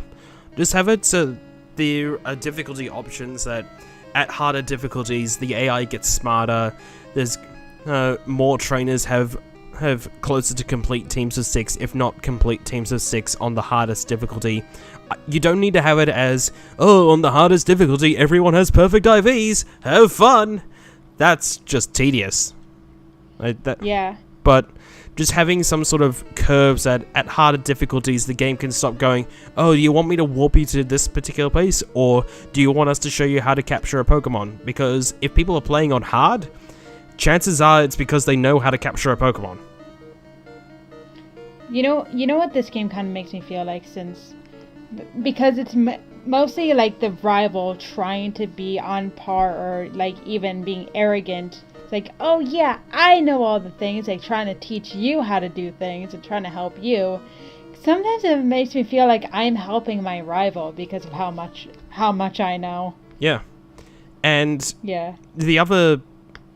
My biggest issue with Trace is just because Trace is the epitome of the friendly rival sort of thing, but it never really feels like a rival of sorts. The reason why a lot of people do like Blue, they like Silver, they like N, they like these more arrogant characters, is because they give you a reason to push forward, a more personal reason to push forward. You want to see these people put in their place. And you want to beat them up. I don't get that with Trace. In fact, was N arrogant? I kind of want to go back to Black and White. Not arrogant, but it's more what he's trying to do is wrong, so you have a personal motivation to try and show him there's another way. Yeah. But with Trace, I never got that feeling. So when I beat him at as the champion, I was like, yeah, well, sorry about that. Oh, sorry, man. I guess you don't want to reclaim the title? No? I guess we're fine. Okay. But... oh my god, I just found a cursed image. I'm gonna post it later. It's just... What made Hal work as well is that he wasn't the only rival. You had Hal, who was the friendly guy just going around this to have fun. You had Lily of sorts, who you were trying to help ease through her problems and help her try and figure out what's going on with Nebby. And then you had Gladion, who was that arrogant, I want to put you in your place type of character. So you had the spectrum of all three, which did work for those characters, which was definitely a lot better than the three friends in X and Y, which were just kind of all blended together. Yeah. Sorry, it's late. Yeah. I've not been getting sleep. You're not the only one, but for two completely different reasons. Oh, God. Wow, why am I looking at cursed things? Wow, that's cursed. Anyway. Yeah, I think I ran out of things to talk about. Let's go. Same here. Basically, the be-all, end-all of it is if you want something easy to play, go Let's Go Pikachu and Let's Go Eevee. If you're looking for the definitive Kanto experience, Fire Red Leaf Green. If you want the authentic Kanto experience, no one wants the authentic Kanto experience. you can always get the virtual consoles on your 3DS. Yeah, so where you can break the entire game by having Mewtwo, Alakazam, Venusaur, and Dragonite. And just break the game in half. Was there something called, like, the Big Four? Was that the Big... I think that's the Big Four. Yeah. Just break it. Oh, God. Can't wait till Gen 8 comes out. When do you think we're gonna get name drops? I think we're going to get a teaser trailer for the next generation on Pokemon Day next year. So around late January, early February-ish. I think they'll do something like what they did with Sun and Moon and go, look, this is in development. We might show you a new Pokemon, we might not, but look, it's coming. But we won't get a proper reveal for it until around mid-year-ish, maybe. I think we are going to get a Nintendo Direct in February because there's so many things coming out. Like Pokemon Day, Piranha Plant and Smash, Joker and Smash. Joker, possibly another DLC to be announced at least, you know? Oh my god! I think how they're going to handle the Smash DLC announcements is that they're going to reveal the DLC characters when they go into development with some sort of CGI trailer just to try and avoid any leaks and things in that. So when when Joker is nearly done in completion, they've started work on the next character, they're going to drop the next trailer for the next character. So I wouldn't be surprised if we see another Smash trailer in a early year Direct. Now that you know that Joker is like a thing, what are you anticipating as the next DLC? Like something... I don't know. Like something totally off the walls crazy. Like, literally anything's on the table now, aside from Goku. Sorry, I can't resist. But I wouldn't be surprised if the next one's a little more, okay, let's bring your expectations down a little bit with something like a Fire Emblem Three Houses character. No more Fire Emblem. Look. No more Fire Emblem. Okay, stop. While I agree with people that there's a lot of Fire Emblem representation, I think the issue is that there's a lot of Fire Emblem representation of one particular type of Fire Emblem character. If the next Fire Emblem character is a lance user or a sword user or something with a different type of weapon... Not a sword user. Yeah. Not a sword user. Axe user. That's what I meant. Okay, there we go. Is an axe user or a Dragonstone user or pure Dragonstone user, not like Corrin. Things like that. I don't think anyone would really care. Yeah. It's just a matter of if they do that, or if it's just another pretty guy with a sword. Yeah. Oh my god. But yeah, one thing I do hope that they do for that Direct though, please, pretty please, with a cherry on top of Atlas, let Joker be your Trojan horse to getting Personas 3, 4, and 5 on the Switch. I would buy all three. I would play all three because I've still not played a Persona game. I do want to play it. It's just that I haven't had the time and I play RPGs more on handhelds anyway. So if you do that, I will be set. What if it's probably not going to be a thing, but what if Persona Trilogy? I would love that. That'd be great. Especially because one thing with the Joker trailer that a lot of people have looked over, Joker is not coming alone. He's coming with a stage which will probably have other characters in it in the background. Music? He'll come with at least Persona 5 music, maybe even Persona 3 and 4 music. I'm guessing there's going to be a ton of more spirits. There might even be Mii Fighter costumes. There could be a lot of stuff that they could be bringing in for this. Morgana is probably going to be an assist trophy. Probably. Yeah. Oh my god, I want to play Persona 5 so badly. You're not the only one. It's the reason why I'm hoping that Persona 5 does come to the Switch. It runs on the PS3. The Switch can handle it. They're staying silent about it, but ever since Cloud got announced, and then like a couple years after, they're like, oh, Final Fantasy on the Switch. I think it's inevitable at this point. Yeah, especially because at least with the no Final Fantasy VII on the Wii U, that could be easily justified as the Wii U is a dying console. Even when Smash was coming out, it was a dying console. Yeah. The Switch, though, is nowhere near dying, so... It is very much alive and going. Like, after, like, a year, the Switch has been alive for, like, almost a year, right? Almost 2 years next year. 2 years? Yeah, let me get my collection right now. I have it in the bag. I have 1, 2, 3, 4, 5, 6, 7 games. 8 games, I'm sorry. Let me bring up mine. I think it's doing well. Sorry, Blanca, I'll get back to you in a moment. I've got... Yeah, no. 6, I'm just counting 12, my physical games. 18...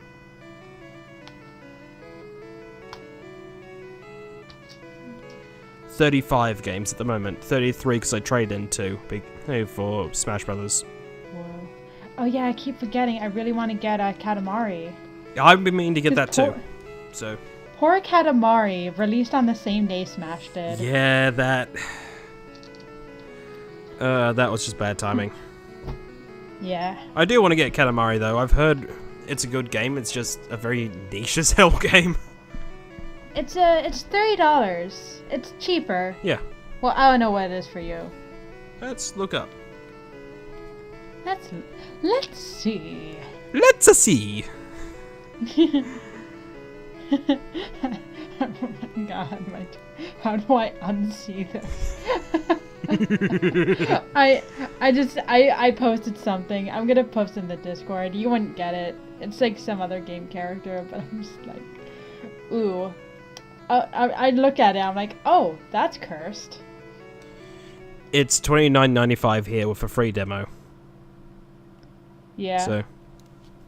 Here, have a cursed image. Because we were talking about N. Oh, yes, that's cursed. Yeah, thanks for that. You're welcome. Thanks, I hate it. Yeah. And actually, I'm honestly hoping that Danganronpa, though, does come to the Switch as well, because that would be my excuse to pick those up. Yeah, a lot of people saying the Switch is really good for visual novels. I'm not too familiar with visual novel games, but Persona is has a visual novel side. There's like 2 sides to Persona. There's a visual novel side and there's like a fighting side. Yeah. So basically a JRPG. Yeah. Yeah, pretty much. But I mean, it has a lot of visual novel tropes when it comes to social links. Yeah. So yeah, there you go. But I tried Persona 3, but I didn't really like.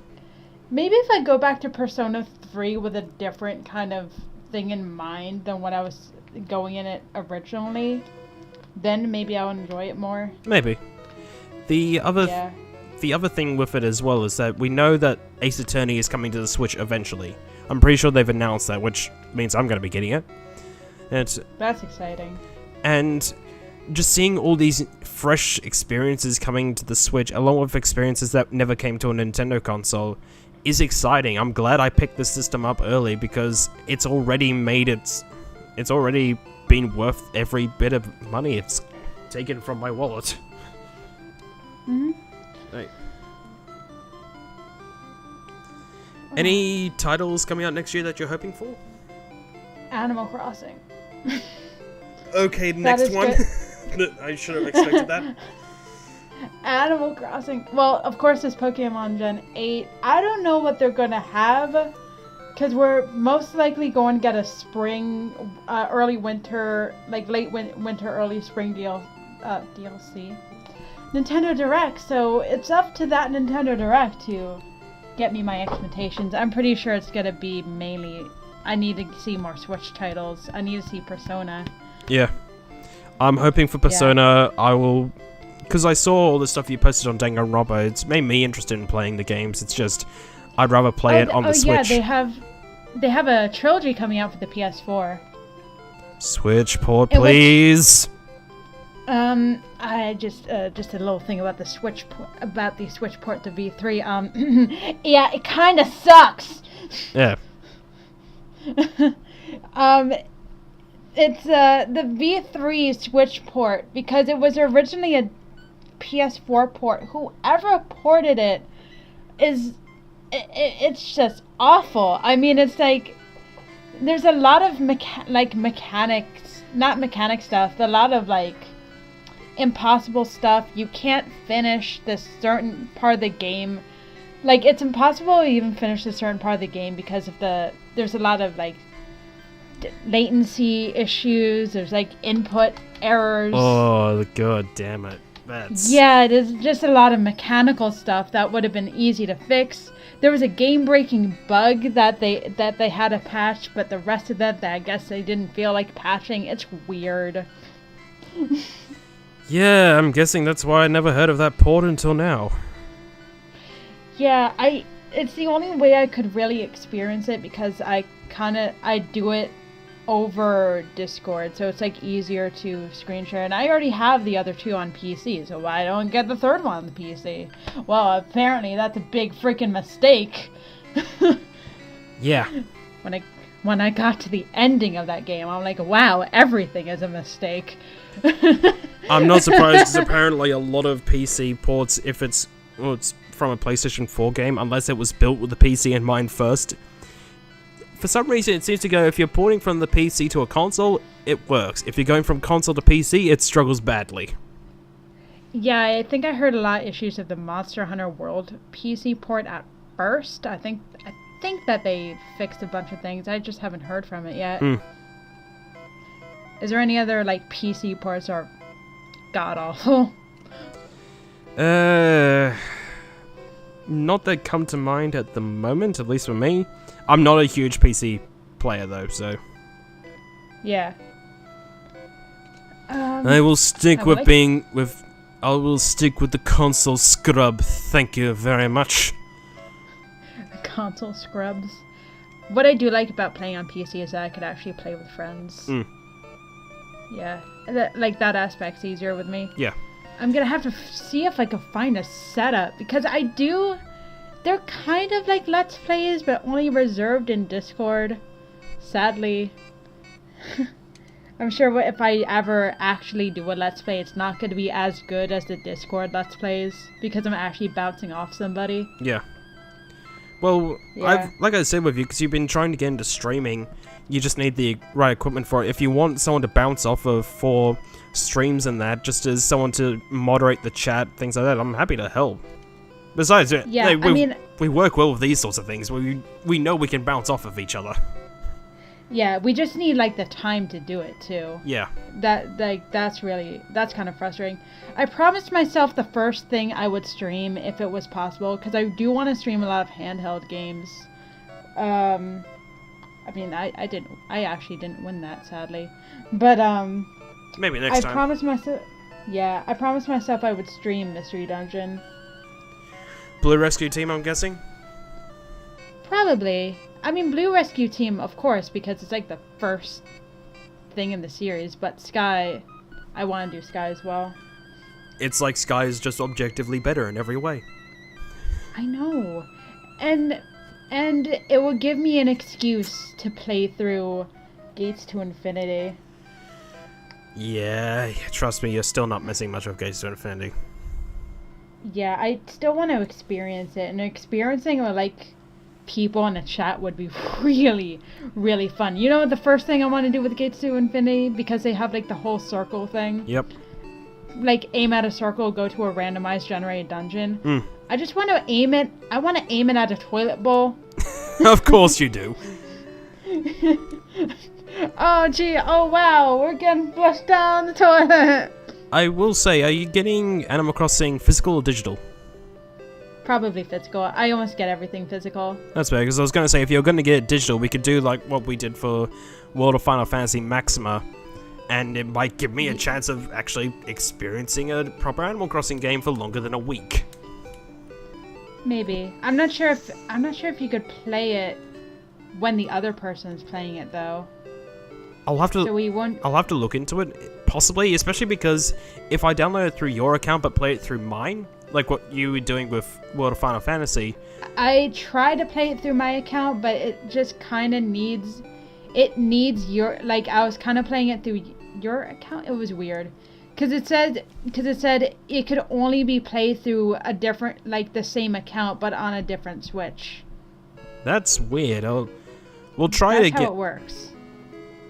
We'll try it again, maybe later on after we finish recording this. I could try something from your one if you've got anything digital. See if that works, just so I can see what is going on with my own eyes.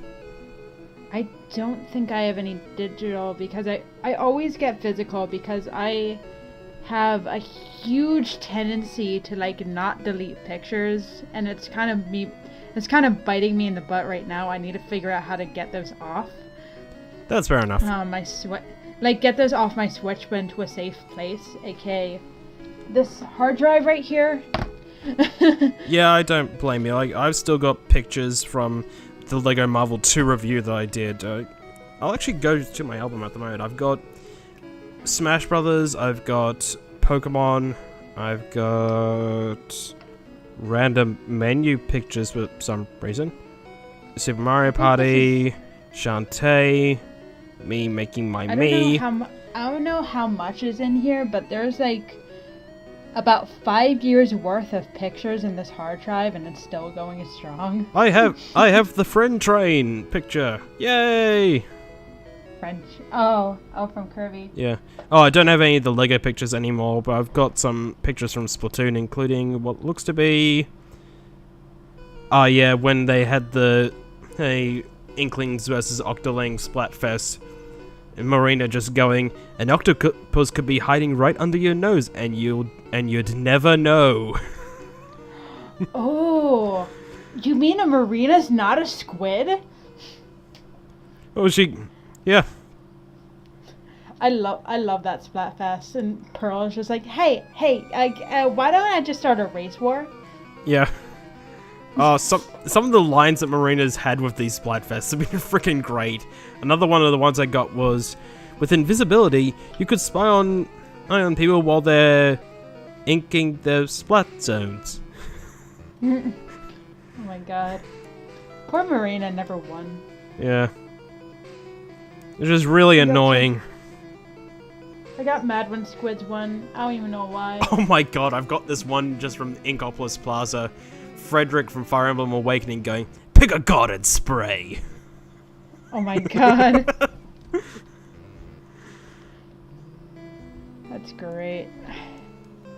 Okay, now that we're completely off the rails. Do you want me to tell you my the Joker experience? Please do. So, I kind of got scared mentioning. Look, oh my god. I kind of get scared mentioning this because I don't want to like reveal my location or anything. But I work at a. I mean, I know it's like important for me to like spread the word about where I work so we get more business and whatever. But at the same time, I don't want to say my location or anything. I can say a way to make it easier for you because I do know where you work. You work at an arcade. Not saying I where. work in an arcade. Won't say where. Won't say what type. You just work in an arcade. Yeah, I work in arcade at virtual reality arcade at the mall, and I love it. I wish I could spread the word more without having the fear of, oh my god, people are going to dox me. Yeah. It's just like it's a huge red flag, but at the same time, I need to like spread the word. It's a really difficult like teeter-totter or what seesaw. Oh, it's the reason why when I was working on the the Pokemon Go review, even when I was borrowing pictures from you and maybe I was making sure that I did not have anything telling you guys addresses were. I didn't even have any I actually had to delete a photo I accidentally posted up of one of the raid places. As that was an EX gym raid that was right in front of my house, which, yeah, probably best to hide that one. Yeah, it's really weird. I mean, not weird, but it's like really, I don't want to be doxxed. Anyway. Yeah, no one wants to be doxxed. But anyway, about the thing, at the VR arcade, and we have, like, in the same mall, we have a GameStop right downstairs. So we're like, oh, we'll do this whole collab with the GameStop, where we, like, during the midnight release for Smash Bros, because we have one of those, we have a little party going on in our thing, like $10 to enter. If you want to come to the party, you get to go to the we have a little Smash 4 Melee tournament. It was fun. We had the Game Awards running on Twitch on a very big TV, and everyone was crowded around because Nintendo had something to say. And then they get this Persona 5 thing, and everyone's like, great, like, oh, this is cool. And my best friend who loves Persona with his heart, with his entire being, was watching too. And then he flips, like, Joker comes up, flips the thing to reveal he's a Smash player, and everyone was screaming. Yeah. It was so good. I wish I could say something like that. I can't say anything as close to that. I was at a friend's house at the time. We were bouncing between multiplayer matches and World of Light, because here we got Smash Bros. A little early thanks to time zones. So while the Game Awards was on, and he was doing some spirit battles, I went onto YouTube just to take a quick look at what Game Award announcements there might have been. First thing I see when I pop into my subscription feed from GameSpot, oh, Joker revealed for Smash Ultimate. Hey, I told my friend, we went over into his office area. We looked up what the trailer was and saw it firsthand together. But unfortunately, GameSpot had the trailer basically teased out already, thanks to the video image and all that shit. It's like, thanks guys, you couldn't have just said as new DLC fighter announced at Game Awards or something like that. You had to have Joker right in the picture. Like, fuck you. Yeah, somehow it was not spoiled, and I watched that live. Also, your story kind of confused me with them. Like, oh yeah, time zones. You got the game before I did. Yep. Time zones are weird. That they are. Well, then again, a lot of people got the game before anyone else because those people pirated. Look. Or Mexico. Wait, what? Or Mexico. What do you mean Mexico? They broke street date. Oh. Some stores at Mexico broke street date, so. I think a lot of places broke street. Yeah, that's probably why. It's annoying. Yeah. Look at me being a good girl buying my games. There was some people I saw in the Facebook group, which is quite vile at times, particularly when new fighters come out that no one in that group likes. I've got some stories on that one in regards to Joker and Isabel, but more on that in a moment. Why there were so many people. Joker? I'll explain in a moment, but to finish off what I was saying with this particular story, there were a lot of people who did crack the switches in order to play early.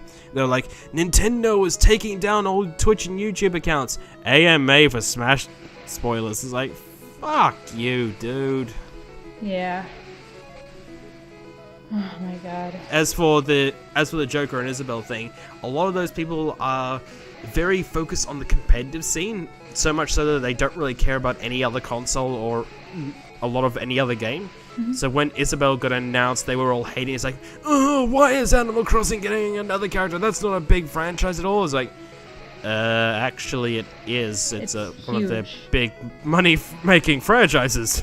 Of course they're getting a second fighter. They're like fine. Oh, why did Piranha Plant get in over Geno? It's like, it's almost like Geno was only in one game in the 90s that was a niche title, if you recall back then.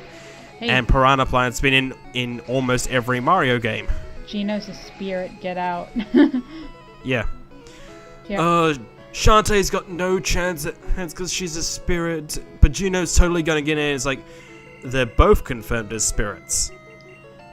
If Gino's got a chance even as a spirit, then Shantae does too. No, she doesn't, because she's an indie character. Like, Shovel Knight got in, and he's got several. He's got at least 2 that I know of spirits, so there's good Shovel Knight representation. Yeah, fighters can be spirits too, as classic mode kind of proved. Yeah. Oops.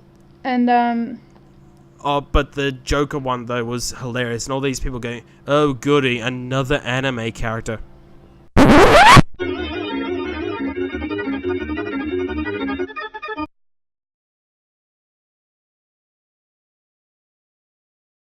Because most of them don't care about PlayStation 4 and all that, they keep thinking that Joker's this really niche title that, some rando anime characters. Like, if you know anything about the PlayStation 4 releases from last year, or anything about RPGs, you'll know that Persona 5 is not a niche title. right. Like, at all.